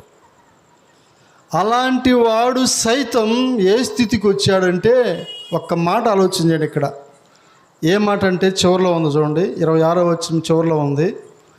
ఏలయనగా అతడు ప్రతిఫలముగా కలగబో బహుమానమందు దృష్టి ఉంచెను. ఒక మాట ఆలోచన చేయండి. మోషే కానీ ఆలోచన చేసి నాకు ఈ రాజభోగం కావాలి, నేను సింహాసనం ఎక్కాలి, నేను రాజకుమారుడు అనిపించుకోవాలి, నాకు రాజ్యం కావాలి, నాకు అధికారం కావాలి, సకల విద్యలు కలిగిన వాడుగా మోషే, సమస్తము కలిగిన వాడుగా మోషే, రాజభోగం అనిపించినాడు కదా మోషే, ఇలాంటిది కాదు అనుకోకుండా నాకు అవసరం అనుకుంటే బహుశా కలగబోయే యొక్క బహుమానం పొందలేడు. ఏమిటయ్యా అదంటే ఈ బహుమానమే. ఏ బహుమానం అంటే దేవుడి ద్వారా అనుగ్రహించబడే బహుమానం. ఒక దినాన్ని నాకు ప్రభు ద్వారా అనుగ్రహించబడే బహుమానం కావాలా. నాకు ఈ లోక సంబంధమైనది వద్దు, నాకు అధికారం వద్దు, సింహాసనం వద్దు, రాజరికం వద్దు, ఆ సుఖవంతమైన జీవితం వద్దు, వైభవం వద్దు, నాకు ఏది వద్దు. సమస్తం నాకు అన్ని విడిచిపెట్టేసి నాకు దేవుడి ద్వారా అనుగ్రహించే బహుమానం ప్రాముఖ్యం ఎంచుకున్నాడు ఆయన. అది ఎంచుకున్న కారణాన్ని బట్టి దేవుడు ఆ వ్యక్తిని ఆశీర్వాదంలోకి తీసుకొచ్చాడు. గుర్తుపెట్టుకో. ఇప్పుడు మోషే యొక్క జీవితాన్ని మనం ఆలోచన చేస్తే ఆయన ఎలాంటిది ఎంచుకున్నాడబ్బా, ఎంత ఎంచుకున్నాడు. సుఖభోగము కూడా ఆయన ఏమైనాడంట దానికి చెప్పండి. సుఖభోగము కూడా వదులుకున్నాడు. ఎవరి కోసం వదులుకున్నాడు? దేవుని కోసం వదులుకున్నాడు, దేవుని ప్రజల కోసం వదులుకున్నాడు, దేవుని సంఘం కోసం వదులుకున్నాడు. దేవుని యొక్క ఉద్దేశం నెరవేర్చే దానికోసం సుఖభోగము కూడా అనుభవించాడు. సుఖభోగము వదులుకున్నాడు, మరలా తిరిగి అనుభవించినాడు, వదులుకున్నాడు. తెలియనప్పుడు అనుభవించినాడు. అమ్మ చెప్పింది, అబ్బాయ్ నీ దేవుడు ఎవరో తెలుసా, మన దేవుడు ఎవరు తెలుసా? ఎవరు చెప్పు, మన దేవుడు ఎవరు చెప్పు అంటే చిన్న వయసులోనే ఉగ్గుపాలు దాపెట్టేటప్పుడే మోషే తల్లి ఆ యొక్క ఒడిలో పండబెట్టుకొని, అయ్యా మన దేవుడు ఎవరు తెలుసా, మనం హెబ్రీము రా, మన దేవుడు హెబ్రీవు యొక్క దేవుడు రా, అబ్రహాము దేవుడు, ఇస్సాకు దేవుడు, యాకోబు దేవుడు, మన దేవుడు జీవము కలిగిన దేవుడు అని చెప్తూ ఉంటే చిన్నప్పటి నుంచే మోషే ఉగ్గుపాలతో పెంచబడి ఆ యొక్క మాటలన్నీ తల్లి ద్వారా విన్న మాటలన్నీ మనసులో పెట్టుకొని ఆయన జీవితము ఒకవేళ ఈ యొక్క యాత్రా జీవితంలో కొనసాగించబడుతున్నప్పటికీ కూడా సుఖభోగం వద్దనుకున్నాడు. కేవలం నా ప్రజలు, నా బిడ్డలు, నా సంఘం, నా దేవుడు, సమస్తం వీటి కోసమే జీవించినాడు మోషే. గుర్తుపెట్టుకో. ఈ రోజుల్లో ఆలోచన చేస్తే దేవుడు నిన్ను ఎందుకు ఏర్పరచుకున్నాడు, ఎందుకు కోరుకున్నాడంటే నువ్వు ఆయన సేవించు. ఇశ్రాయేలు ప్రజల యొక్క జీవితంలో వారిని ఐగుప్తు నుంచి బయటికి తీసుకురామని మోషేతో చెప్పినాడంటే, మోషే తర్వాత ఇశ్రాయేలు ప్రజలు, అహరోను వీళ్ళందరూ కూడా బయటికి వచ్చిన తర్వాత 3 దినాల ప్రయాణం వెళ్ళిపోయిన తర్వాత యెహోవాను సేవించాలి. అది కోరిక. ఈ లోకం విడిచిపెట్టినా కూడా, యాత్ర ముగించుకున్నా కూడా మనము అక్కడ సేవించేవారిగా కూడా ఉండాలి. మనం ఈ లోకంలో సేవించేవారిగా ఉన్నప్పుడు అక్కడ కూడా సేవించేవారిగా ఉండాలి. ఏడా చెప్పండి, ఏడా? పరలోకంలో. ప్రకటన గ్రంథంలో 21వ అధ్యాయము 22వ వచనం, అక్కడ దేవుని యొక్క మందిరం, ఆలయం యేసుక్రీస్తు ప్రభువుని రాస్తుంది. అర్థమైందా? ప్రకటన గ్రంథము 21వ అధ్యాయం 22వ వచనంలో చూస్తే ఏం రాస్తుంది అక్కడ అంటే, యేసుక్రీస్తు ప్రభువారే ఆలయమై ఉన్నాడు. పరలోకములో కూడా ఆలయం ఉంది. గుర్తుపెట్టుకో. ఈ లోకములో ఉన్న ఆలయమే కాదు, పరలోకములో కూడా ఆలయం ఉంది. ఆ రోజు యాకోబు బేతేల్లో ఏం చూసినాడంటే దేవుని యొక్క మందిరమే కానీ వేరొకటి కాదు, ఇది మందిరం అంటే పరలోక గవిని అని చెప్పి తెలుసుకున్నాడు యాకోబు. ఎవరైతే దేవుని యొక్క మందిరంలో కాలు పెడుతున్నారో, దేవుని యొక్క మందిరానికి వస్తున్నారో, దేవుని యొక్క మందిరంలో కాలు పెట్టి దేవుని సేవించేవారిగా, ఆరాధించేవారిగా, దేవుని మహింపరిచేవారిగా ఉన్నారో, వారి లోకం విడిచిపెట్టినా కూడా పరలోక రాజ్యంలో ఆలయమైన యేసుక్రీస్తు ప్రభువులో వారు సేవించేవారు ఉంటారు. ప్రకటన గ్రంథము 22వ అధ్యాయము 3వ వచనంలో రాయబడుతుంది. ఏం రాయబడుతుంది తెలుసా? ఆయన దాసులు ఆయనను సేవించేవారిగా ఉన్నారు. ఎక్కడ? ఆలయం ఎక్కడుంది? పరలోకంలో ఉంది. ఆయన సేవించేవారు ఎక్కడుంటారు? పరలోకంలో ఉంటారు. ఈ భూలోకంలో ఆలయం అనుభవించేవారు పరలోకంలో ఆలయం అనుభవిస్తారు. భూలోకంలో ఆయన సేవించేవారు పరలోకంలో కూడా ఆయన్ను సేవిస్తారు. గుర్తుపెట్టు. ఆ విధముగా మోషే యొక్క జీవితము కూడా చివరికి ఆయన ఏం తీర్మానం చేసుకున్నాడంటే, నా జీవితం అంతా శూన్యం, నాకు ఎంత డబ్బు ఉన్నా, ఎంత ఐశ్వర్యం ఉన్నా, ఎంత ఘనత ఉన్నా, ఎంత పేరున్నా, ఎంత ప్రఖ్యాతి ఉన్నా, నేను ఫరో యొక్క కుమారుడు అనిపించుకున్నా కూడా, లేకపోతే నాకు సింహాసనం ఉన్నా, అధికారం ఉన్నా, నాకు చట్టం ఉన్నా, శాసనం ఉన్నా, నాయకత్వం ఉన్నా, పలుకుబడి ఉన్నా, కీర్తి ఉన్నా, సంపాదన ఉన్నా, సమస్తం ఎన్నున్నప్పటికీ కూడా సమస్తము శూన్యం. నాకు ఇది కాదు ప్రాముఖ్యం. నాకు కావాల్సింది ఒకటే, ఏంటో తెలుసా? కలగబోయే యొక్క బహుమానం కోసం దృష్టి పెట్టాడు మోషే. నాకు అది కావాలా, పరలోక రాజ్యము కావాలా, నిత్యరాజ్యము కావాలా, ప్రభు ఉండే స్థలము కావాలా. ఈ పరలోకంలో కూడా దేవాలయం ఉంది, పరలోకంలో కూడా ఆరాధన ఉంది, పరలోకంలో కూడా ఆయన సేవించేవారికి ఉన్నారు. నాకు ఆ స్థలం ప్రాముఖ్యం, ఇది కాదు, ఈ స్థలము కాదు. గుర్తుపెట్టుకో. నువ్వు ఏ రాష్ట్రానికి వెళ్ళు, ఏ దేశానికి వెళ్ళు, ఏ ప్రాంతానికి వెళ్ళు, ఎలాంటి గొప్ప గొప్ప రాష్ట్రాలు, గొప్ప గొప్ప దేశాలు, గొప్ప గొప్ప జీవితం కలిగి ఉన్నప్పటికీ, ఎంత ఉన్నప్పటికీ కూడా అది సంపాదించుకో. అది సంపాదించుకోకపోతే ఈ లోకంలో సమస్తము శూన్యమే. అది లేకుండా బ్రతకూడదు, అది లేకుండా బ్రతకూడదు. జీవించినంత కాలం ప్రభులో జీవించే జీవితం ఎట్లా జీవించాలో జ్ఞాపకం చేస్తూ వచ్చాను. ఈ వాగ్దానము ఎఫ్రా విషయంలో నెరవేర్చబడాలంటే, యెహోవా నేను నీతో కూడా వచ్చువాడైనా యెహోవా, నీ దేవుడైనా యెహోవా. నీతో రావాలంటే, నీతో దేవుడు ఉండాలంటే, నువ్వు వెళ్ళే స్థలంలో దేవుడు నీతో ఉండాలంటే, ఈ 5 విషయాలు, ఈ 5 అంతల విషయాలు జ్ఞాపకం చేసుకో. మొదటి వ్యక్తి ఎవరు చెప్పండి? మొదటి వ్యక్తి ఎవరు? అబ్రహామేనా? ఇస్సాకు దేవుని యొక్క మాట విన్నాడు కాబట్టి ఆ దేశమందంతుడు గొప్పవాడిగా చేయబడుతూ వచ్చాడు. గుర్తుపెట్టుకో. రెండవ వ్యక్తి ఎవరు? యాకోబులు దేవుని యొక్క మందిరం విలువ తెలిసింది కాబట్టి ఆయన వెళ్ళిపోయినా కూడా మరలా తిరిగి వచ్చి మరలా దేవుని యొక్క మందిరంలో బలిపీఠము కట్టినాడు. గుర్తుపెట్టుకో. మూడవది ఎవరు? యోషేబు. ఆ దేశము ఐగుప్తు దేశంలో ప్రధానమంత్రిగా చేపట్టాడంటే ఆయన దేవుని యందు భయభక్తులు కలిగి జీవితం కలిగి ఉన్నాడు. అందుకే ఆయన ఆ దేశంలో ప్రధానమంత్రిగా చేపడుతూ వచ్చాడు. ఐగుప్తిలో తన కుటుంబాలందరూ కూడా పోషించుకుంటూ వచ్చాడు. తన కుటుంబ సభ్యులందరూ కూడా ఐగుప్తికి తీసుకెళ్ళాడు. తన కుటుంబ సభ్యులందరూ కూడా ఏం చేసినాడంట? కరువు నుంచి తప్పించుకొని, కరువు నుంచి విడిపించబడి, నేను మిమ్మలను మీ పిల్లలు నేను పోషించేదను అని చెప్పి పోషించిన వాడు యోషేబు. ఇది మూడవది. నాలుగవది ఎవరు? దావీదు కూడా తన పోయిన చోట్లల్లా కూడా దేవుడు ఏం చేసినాడు? తోడై ఉన్నాడు, సహాయపడుతూ వచ్చాడు, కాపాడుతూ వచ్చాడు, రక్షిస్తూ వచ్చాడు. కేవలం ఎందుకంటే ఉత్తముడు, నా మనసును ఎరిగినవాడు, నా ఉద్దేశాలు ఎరిగినవాడు, నా యొక్క చిత్తంలో జీవించినవాడు దావీదు. ఐదవది ఎవరు? మోషే. దేవుని సేవించడానికి ఇష్టపడుతూ వచ్చాడు మోషే. దేవుని సేవించడానికి ఇష్టపడిన వాడు గనుకనే కనపడే దానికంటే కనపడని యొక్క బహుమానం గురించి ఆయన దృష్టి పెట్టాడు అనేది సంగతి జ్ఞాపకం చేసుకో. ఒక్క మాట చూపిస్తాను ఈ వాగ్దానము ఎఫ్రా విషయంలో నెరవేర్చబడటానికి. ఆదికాండం 24.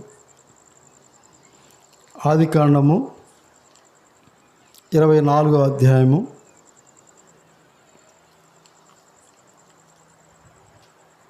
చూడండి. 29వ వచనం. ఆదికాండం 24, 29.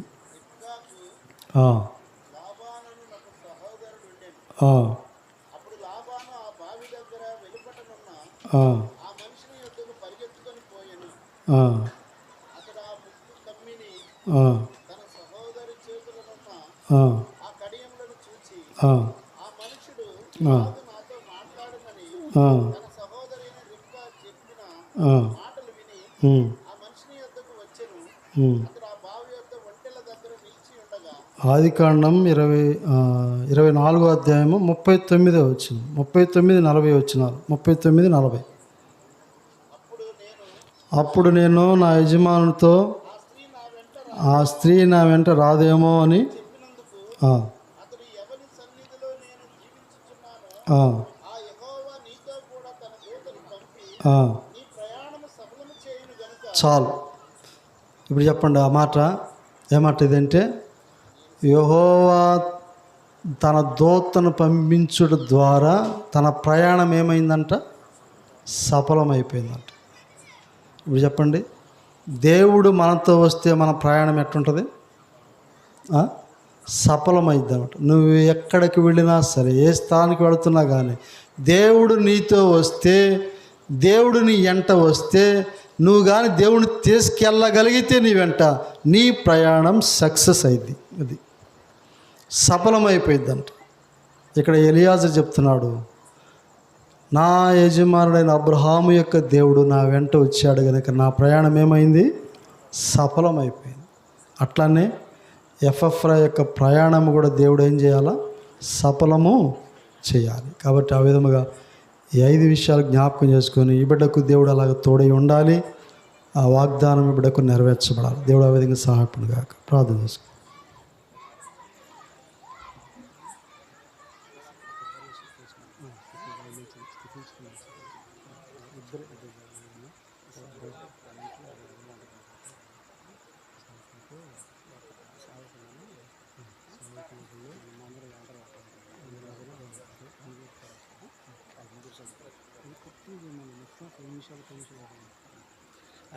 దయచేసి గమనించండి. ఈ సమయంలో మరి కొన్ని నిమిషాలు ఒక ముగ్గురు ప్రభువుని స్తుతిస్తారు. అంటే దేవుడు ఈ కుటుంబం పట్ల చేసిన మేలులను బట్టి. కాబట్టి మరి మొదట ఇంటి యజమానుడు మరి ఇస్సాకన్న ప్రభువుని స్తుతిస్తారు. తర్వాత మరి ఎబెనేజర్ అన్న, బెత్లెహేం ఎఫ్రాతా మరి ఎబెనేజర్ అన్న. మూడవదిగా మరి ఇందిరమ్మ కాలంలో వచ్చిన దైవ సేవకులు పీటర్ పాల్ అన్న చివరిగా ప్రభుని స్తుతిస్తారు. చివరి మనం ప్రార్థన చేసుకొని మరి భోజన సంవత్సరానికి వెళ్దాం. మరి ఇదంతా కూడా ఒక 10 నిమిషాల్లో ముగించబడింది. కాబట్టి మీరు అందరూ కూడా సహకరించండి. రండి, అందరూ క్లుప్తంగా ప్రభుని స్తుతించండి.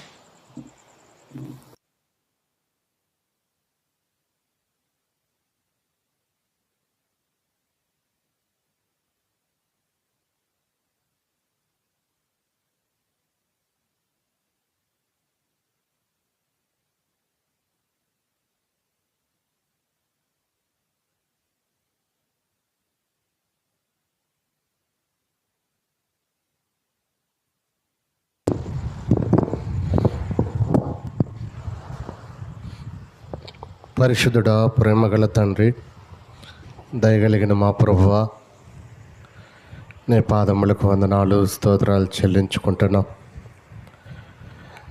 జగత్తు పునాది వేయబడక మునిపే, తల్లి గర్భంలో రూపింపబడక మునిపే అయా క్రీస్తులో మమ్మల్ని వేరపరుచుకున్న నీ ప్రేమ, ప్రణాళిక, ఏర్పాటును బట్టి స్తోత్రాలయ్యా. ఈ రాత్రికాల సమయంలో నీ దాసుని నిలబెట్టి లైనా మరి మా గమనానికి తీసుకొస్తూ వచ్చిన ప్రతి లేఖన భాగాలను బట్టి స్తోత్రాలు. నిజంగా తండ్రి, ప్రేమించిన కుమారుడికి ఇచ్చినటువంటి వాగ్దానం అయా తన పక్షాన మీరు నెరవేరుస్తూ మీ నామానికి మీరే మహిమ, ఘనత, స్తుతి, ప్రభావాలు పొందుతున్నందుకే స్తోత్రాలు చెల్లించుకుంటున్నాం.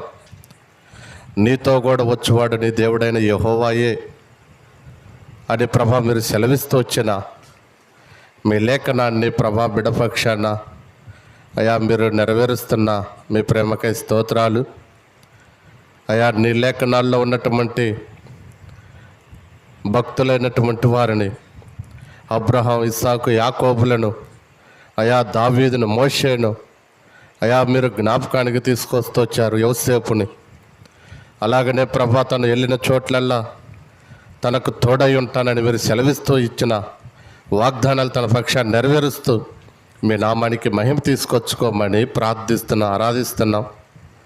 అంతేకాదు మా ప్రభా, నిజంగా ఈ కార్యము ప్రభా నా మట్టుకు చేతగనిదే కానీ నాయనా నీ ద్వారా ప్రభా నా తండ్రి కార్యాన్ని జరిగిస్తూ వచ్చావు.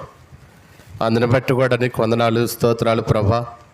అల్పుడను అయోగ్యుడను ఎన్నిక లేనటువంటి వాడను అయినప్పుడు కూడా నీ మహాకృపను బట్టి నీ ప్రేమను బట్టి అయా నీవు ఉన్నతమైనటువంటి నీ ఉద్దేశములను నీ చిత్తముడు ప్రభా నా బిడ్డ పక్షాన ప్రభ నా తండ్రి కుమారుడు పక్షాన మీరు నెరవేరుస్తూ వచ్చిన మీ ప్రేమకై స్తోత్రాలు చెల్లించుకుంటూ అయా ఇంతగా ప్రభా నాయన మమ్మల్ని ప్రేమించడానికి మా యందు ఏమి లేదు కానీ మా ఎడల మీరు చూపుతున్నటువంటి నీ మహాకృపను బట్టి నీ ప్రేమను బట్టి స్తుతిస్తూ ముందున్న సమయం అంతా కూడా ప్రభా మేలుకై జ్ఞాపకం చేసుకోమని మా ప్రభువును ప్రియ లోకరక్షకుడైన యేసుక్రీస్తు వారి ఘనమైన గంభీరమైన శ్రేష్టమైన నామంలో స్తుతులు అర్పించి ఆరాధిస్తున్నాను తండ్రి.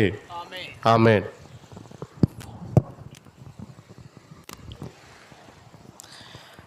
ప్రేమ కలిగిన పరలోకపు తండ్రి యేసుక్రీస్తు ప్రభు మీ బంగారు పాదము ఘనమైన స్తోత్రములు. ఈ సాయంత్రం సమయంలో ప్రభ మరి విత్తబడిన వాక్యాన్ని ప్రభ నాటే విధంగా సహాయం దయచేయండి. ముఖ్యంగా ప్రభ ఎఫ్రాన్ని జ్ఞాపకం చేసుకోండి తండ్రి. మీ చిత్తం ఏమై ఉన్నదో మాకైతే తెలియదు కానీ ప్రభ మీకు తెలుసు. మీ చిత్త ప్రకారం జరిపింపబడుతూ రండి తండ్రి. ముఖ్యంగా ప్రభా ఎఫ్రా యవనస్తుడు రక్షణ వైపు పురుకొల్పుతూ రండి, సహాయం దయచేయండి. ఆనాడు యేసు ప్రభా ఎక్కడికి వెళితే అక్కడ ఆశీర్వాదం వచ్చింది ప్రభా. జైల్లో ఆశీర్వాదం వచ్చింది, పోతేఫర్ ఇంట్లో ఆశీర్వాదం వచ్చింది. ఆ విధంగా తండ్రి ఎఫ్రా కూడా తండ్రి ఎక్కడికి వెళ్తే అక్కడ ఆశీర్వదించబడే విధంగా సహాయం దయచేస్తూ రండి. ఆ విధంగా ప్రభా ఇచ్చిన వాగ్దానాన్ని బట్టి కూడా స్తోత్రములు తండ్రి. భయపడకుడి అని తెలియజేసిన తండ్రి, ధైర్యంగా వెళ్ళి ధైర్యంగా చదువు ముగించుకొని ప్రభా తద్వారా తండ్రి నాయన మరి అక్కడ ఏర్పాట్లు ఏ విధంగా ఉంటాయో ప్రభా మాకు తెలియదు కానీ ప్రభా మీరే తండ్రి ముందుగా వెళ్ళి ఏర్పాట్లు చేయండి, సహాయం దయచేయండి తండ్రి నాయన. వచ్చిన ప్రతి బిడ్డను ఆశీర్వదిస్తూ రండి తండ్రి నాయన. ఆ విధంగా ప్రభా ఈ సమయంలో తండ్రి ఇంకెవరైతే ప్రభా వచ్చిన వారు ఉన్నారో, కొత్త వారైతేమి ఇరుగు పొరుగు వారైతేమి ఇంకెవరికైతే ప్రభా రక్షణ లేదో తండ్రి వారిని కూడా రక్షణ వైపు పురుకొల్పుతూ రండి. ఆ విధంగా ఈ సమయంలో వచ్చిన ప్రతి ఒక్కరిని ప్రభా తండ్రి నాయన వాక్యం ద్వారా తండ్రి ఆశీర్వదించబడే విధంగా సహాయం దయచేసి కృప చూపండి తండ్రి. ఆ విధంగా ఈ సమయంలో తండ్రి మీరు మహిమ పొందినారని నమ్ముతూ నా స్తుతి ఆరాధన మీకే సమర్పిస్తున్నాను తండ్రి. ఆమేన్.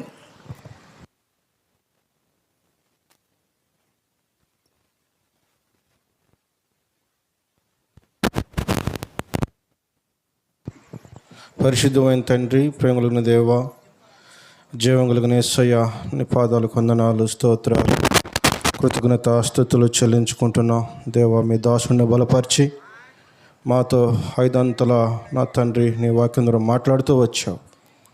ఆనాడు యోసేపు నా తండ్రి, యాకోబు, ఇస్సాకు నా తండ్రి, మోషే, దావీదు వాళ్ళ పక్షాన్ని మీరు నిలబడి వాళ్ళు ఎక్కడికి వెళ్తే అక్కడ దేవా మీరు ఆశీర్వదిస్తూ దీవిస్తూ బలపరిచి వారి జీవితంలో విజయాలను ఇచ్చారు.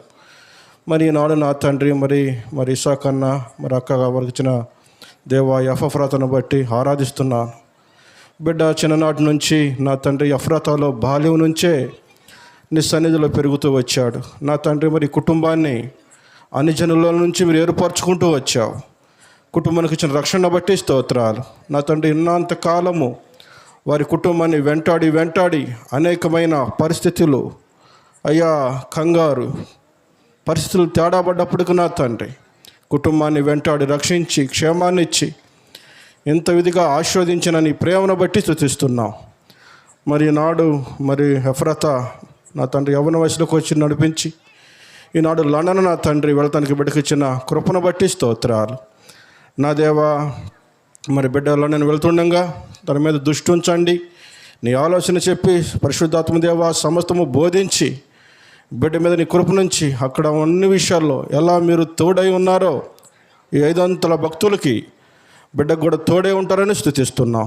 నా తండ్రి మరి బిడ్డ పక్షాన్ని మీరు నిలబడి అన్ని విషయాల్లో అక్కడ ఉండే విజయాన్ని ఇచ్చి మరి ఆనాడు దావీదుకు, మోషేకు అంత అన్ని విషయాలు ఎలా విజయాన్ని ఇచ్చారో బిడ్డకు విజయాన్ని ఇస్తారని సూచిస్తూ ఈ సాయంత్రకాల సమయంలో కుటుంబం పట్ల నా తండ్రి మరి బిడ్డ పట్ల మీరు చేసిన మేలును బట్టి కృతజ్ఞతాస్తుతులు చెల్లించుకుంటూ ఏమిచ్చి నీ రుణం తీర్చగలము తండ్రి, ఏమిచ్చినా నీకు రుణస్తులను ఒప్పుకుంటూ ఈ సాయంత్రకాల సమయంలో మా కొద్ది స్తుతి ఆరాధన యేసయ్య పరిశుద్ధ నామములో నీకే సమర్పించి ఆరాధిస్తున్నాం తండ్రి. ఆమేన్. ఈ సమయంలో మరి ఇస్సాక్ అన్న చేరువచ్చిన వారందరికీ మరి గ్రీటింగ్స్ తెలియజేస్తాడు. తర్వాత మరి చివరి ప్రార్థన ఉంటుంది. చివరి ప్రార్థన తర్వాత అందరికి భోజన సహవాసం ఉంటుంది. కాబట్టి ఆ రీతిగా మనం ముందుకు సాగుతాం.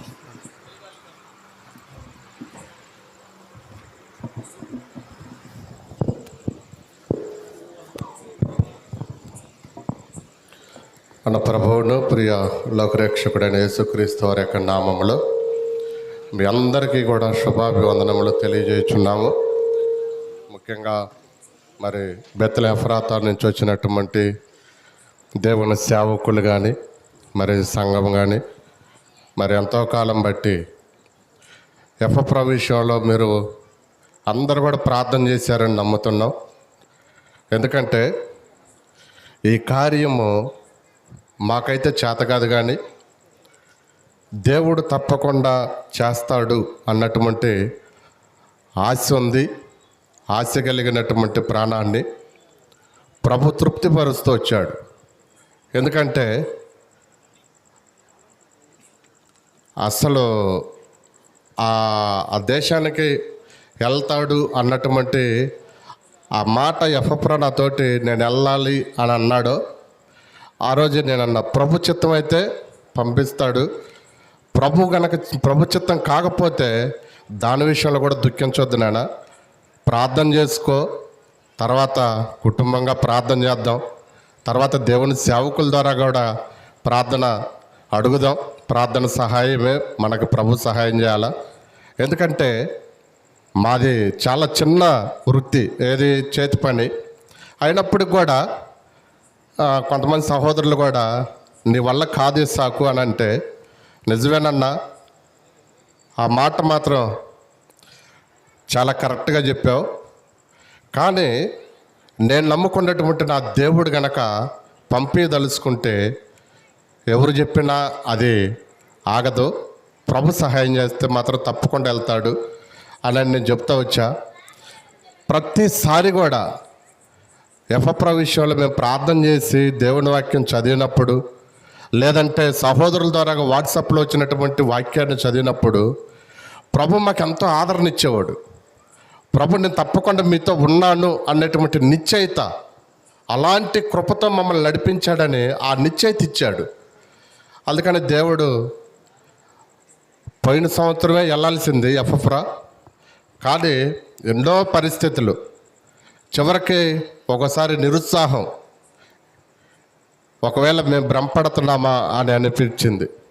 కానీ ఓ పక్కన మాత్రం దేవుడిచ్చినటువంటి వాగ్దానాలు, దేవుని సేవకులు చేసినటువంటి ప్రార్థన, దేవుని సంఘం, ఎఫ్రాతాలో ఉన్నటువంటి సంఘం, తర్వాత కొంతమంది సహోదరులు మన బట్టీల వైపు ఉన్నటువంటి పీటర్ పాల్ అన్నోళ్ళు కానీ, తిమోతోళ్ళు కానీ, జానపాడులో ఉన్నటువంటి దేవుని సేవకులు కానీ, అక్కడ ఉన్నటువంటి కొంతమంది కుటుంబాలు ఈ విషయంలో ప్రార్థన చేశారు. ప్రభు ద్వారం తెరిచాడు, ప్రభు సహాయపడుతూ వచ్చాడు.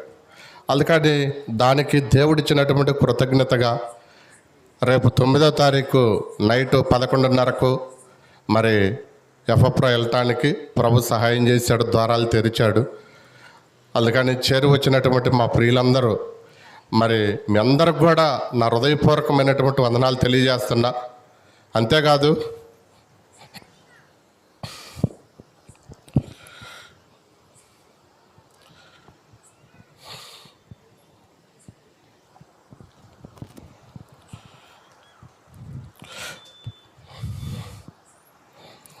ప్రభు మా పక్షాన ప్రతి విషయంలో దేవుడు ఆ రీతిగా తన కార్యాన్ని జరిగిస్తూ వచ్చాడు. అందుకని చేరి వచ్చినటువంటి మా ప్రియులందరికి కూడా వందనాలు. తర్వాత వచ్చినటువంటి వారు ఏ ఒక్కరు కూడా భోజనం చేయకుండా వెళ్ళొద్దు.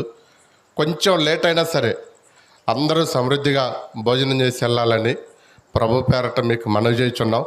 ఇక్కడ ఉన్నటువంటి వారిని కొంతమందిని పిలుస్తూ వచ్చా, ఇరుగు పొరుగు వారిని, వారు కూడా ప్రేమతో మరి వచ్చి వారు కూడా భోజనం చేయాలని ప్రేమతో ఆహ్వానిస్తున్నాం. తర్వాత మరి దేవుని సేవకులు వారు పైన భోజనం చేస్తారు.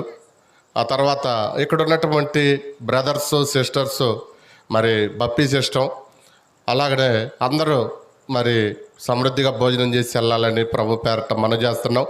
తర్వాత ఇంకొక విషయం ఏంటంటే ఎఫ్ఎఫ్రా విషయంలో ప్రార్థన చేయండి. ఎఫ్ఎఫ్రా విషయంలో ప్రార్థనలో జ్ఞాపకం చేసుకోండి. తను 2 సంవత్సరాలు చదువు ఉంది. ఆ తర్వాత మొత్తం 4 సంవత్సరాలు తనకి ఉండే అవకాశం. అయితే 2 సంవత్సరాలు చదువు ఉంది. అక్కడే తన స్టడీ పూర్తి చేసుకొని ప్రభు మెట్టు మీద మెట్టు ఇంకో మెట్టు తనకు పైకెక్కించినట్లుగా అక్కడే ఏదైనా జాబు అలాంటివి దాని కొరకు కూడా మీరు వ్యక్తిగతంగా మీ ప్రార్థనలో జ్ఞాపకం చేసుకోండి.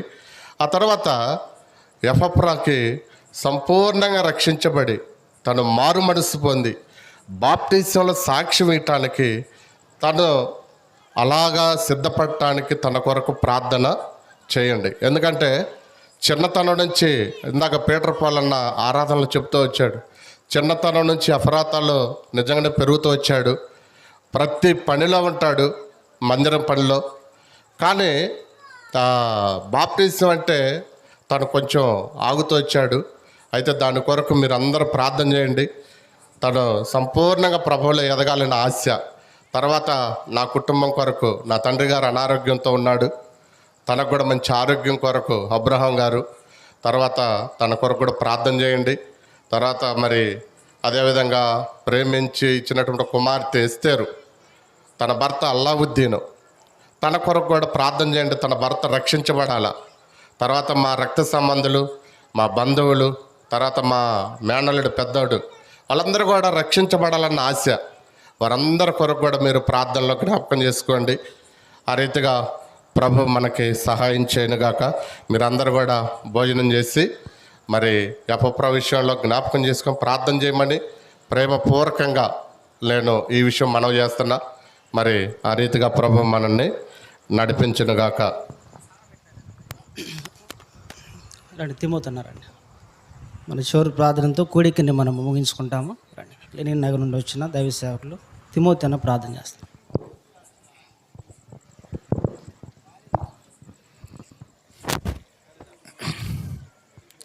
ప్రభా స్తోత్రము తండ్రి, గొప్ప దేవా నీకు వందనములు. సర్వశక్తిమంతుడా, సర్వోన్నతుడా స్తోత్రములు చెల్లిస్తుంటున్నాము. విడువని విడబాయిన మా దేవుడవు, ఆదరించి ఆదుకునే దేవుడవు. ప్రభా నీ కార్యములు ప్రతిదినము నూతనపరిచే దేవుడవు తండ్రి. అట్టి కార్యముల చేత ఈ దినము తండ్రి మా ప్రియ సహోదరుడు ఇస్సాకన్న గృహములో ప్రభా మీరు ఇచ్చిన వాగ్దానము సంవత్సరముల ప్రభా సర్వద సంఘ వాగ్దానము ప్రభు ఇదిగో సమస్తం నేను నూతనముగా చేయుచున్నానని వాగ్దానం నెరవేర్చిన దేవుడి రీతిగా ప్రభు ఈ యొక్క వాగ్దానమే కాకుండా ఎఫ్ఎఫ్రా విషయంలో కూడా తనకిచ్చిన వాగ్దానం కూడా తండ్రి మీరు నెరవేర్చిన దేవుడుగా మీరు ఉన్నారు.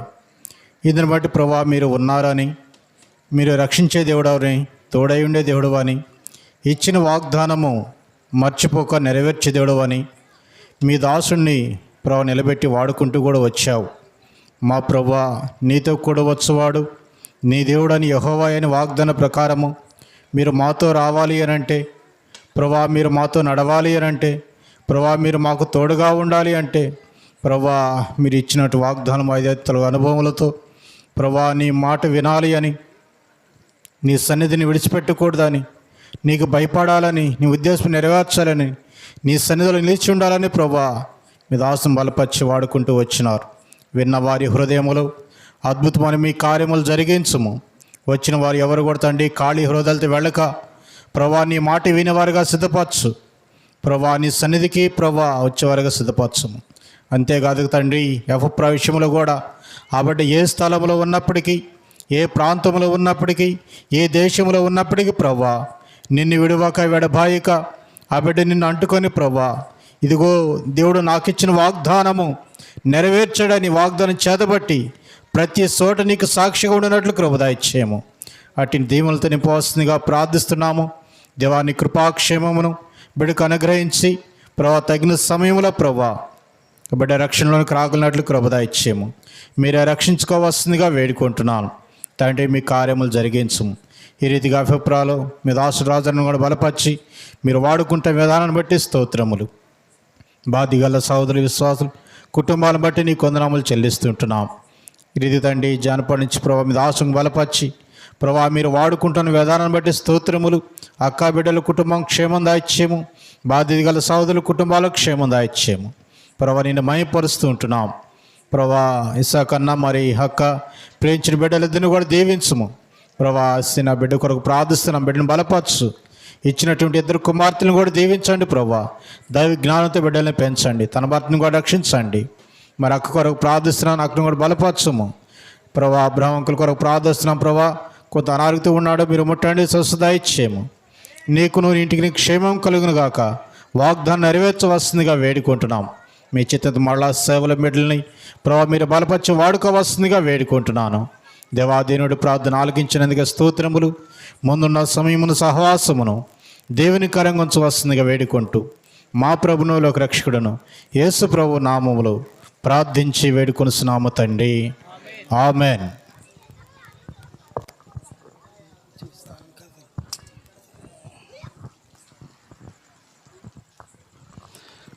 మన తండ్రి అయిన దేవుని దయయు ప్రభువైన యేసుక్రీస్తు వారి యొక్క కృపయు పరిశుద్ధాత్మ అన్యోన్య సహవాసమును చేరువచ్చిన మనందరకును, ఎఫ్రతా ప్రార్థన మందిర వాసులందరకును, సార్వత్రిక సంఘ ప్రజలు సకల పరిశుద్ధులకును, ప్రాముఖ్యంగా ఇస్సాకు అన్న కుటుంబానికి, ఎఫ్రాకును దేవుడు సదాకాలం తోడై నడిపించును గాక. ఆమెన్.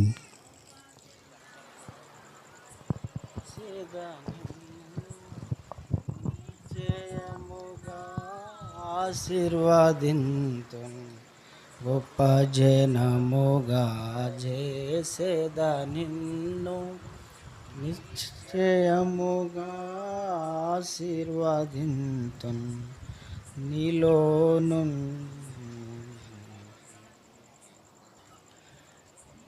నామమును గొప్ప చేసేదా చేసేదాను ఆశీర్వాదముగా చేసేదాను నిశ్చయముగా నిన్ను దీవించేదాను నిశ్చయముగా దీవించేదాను.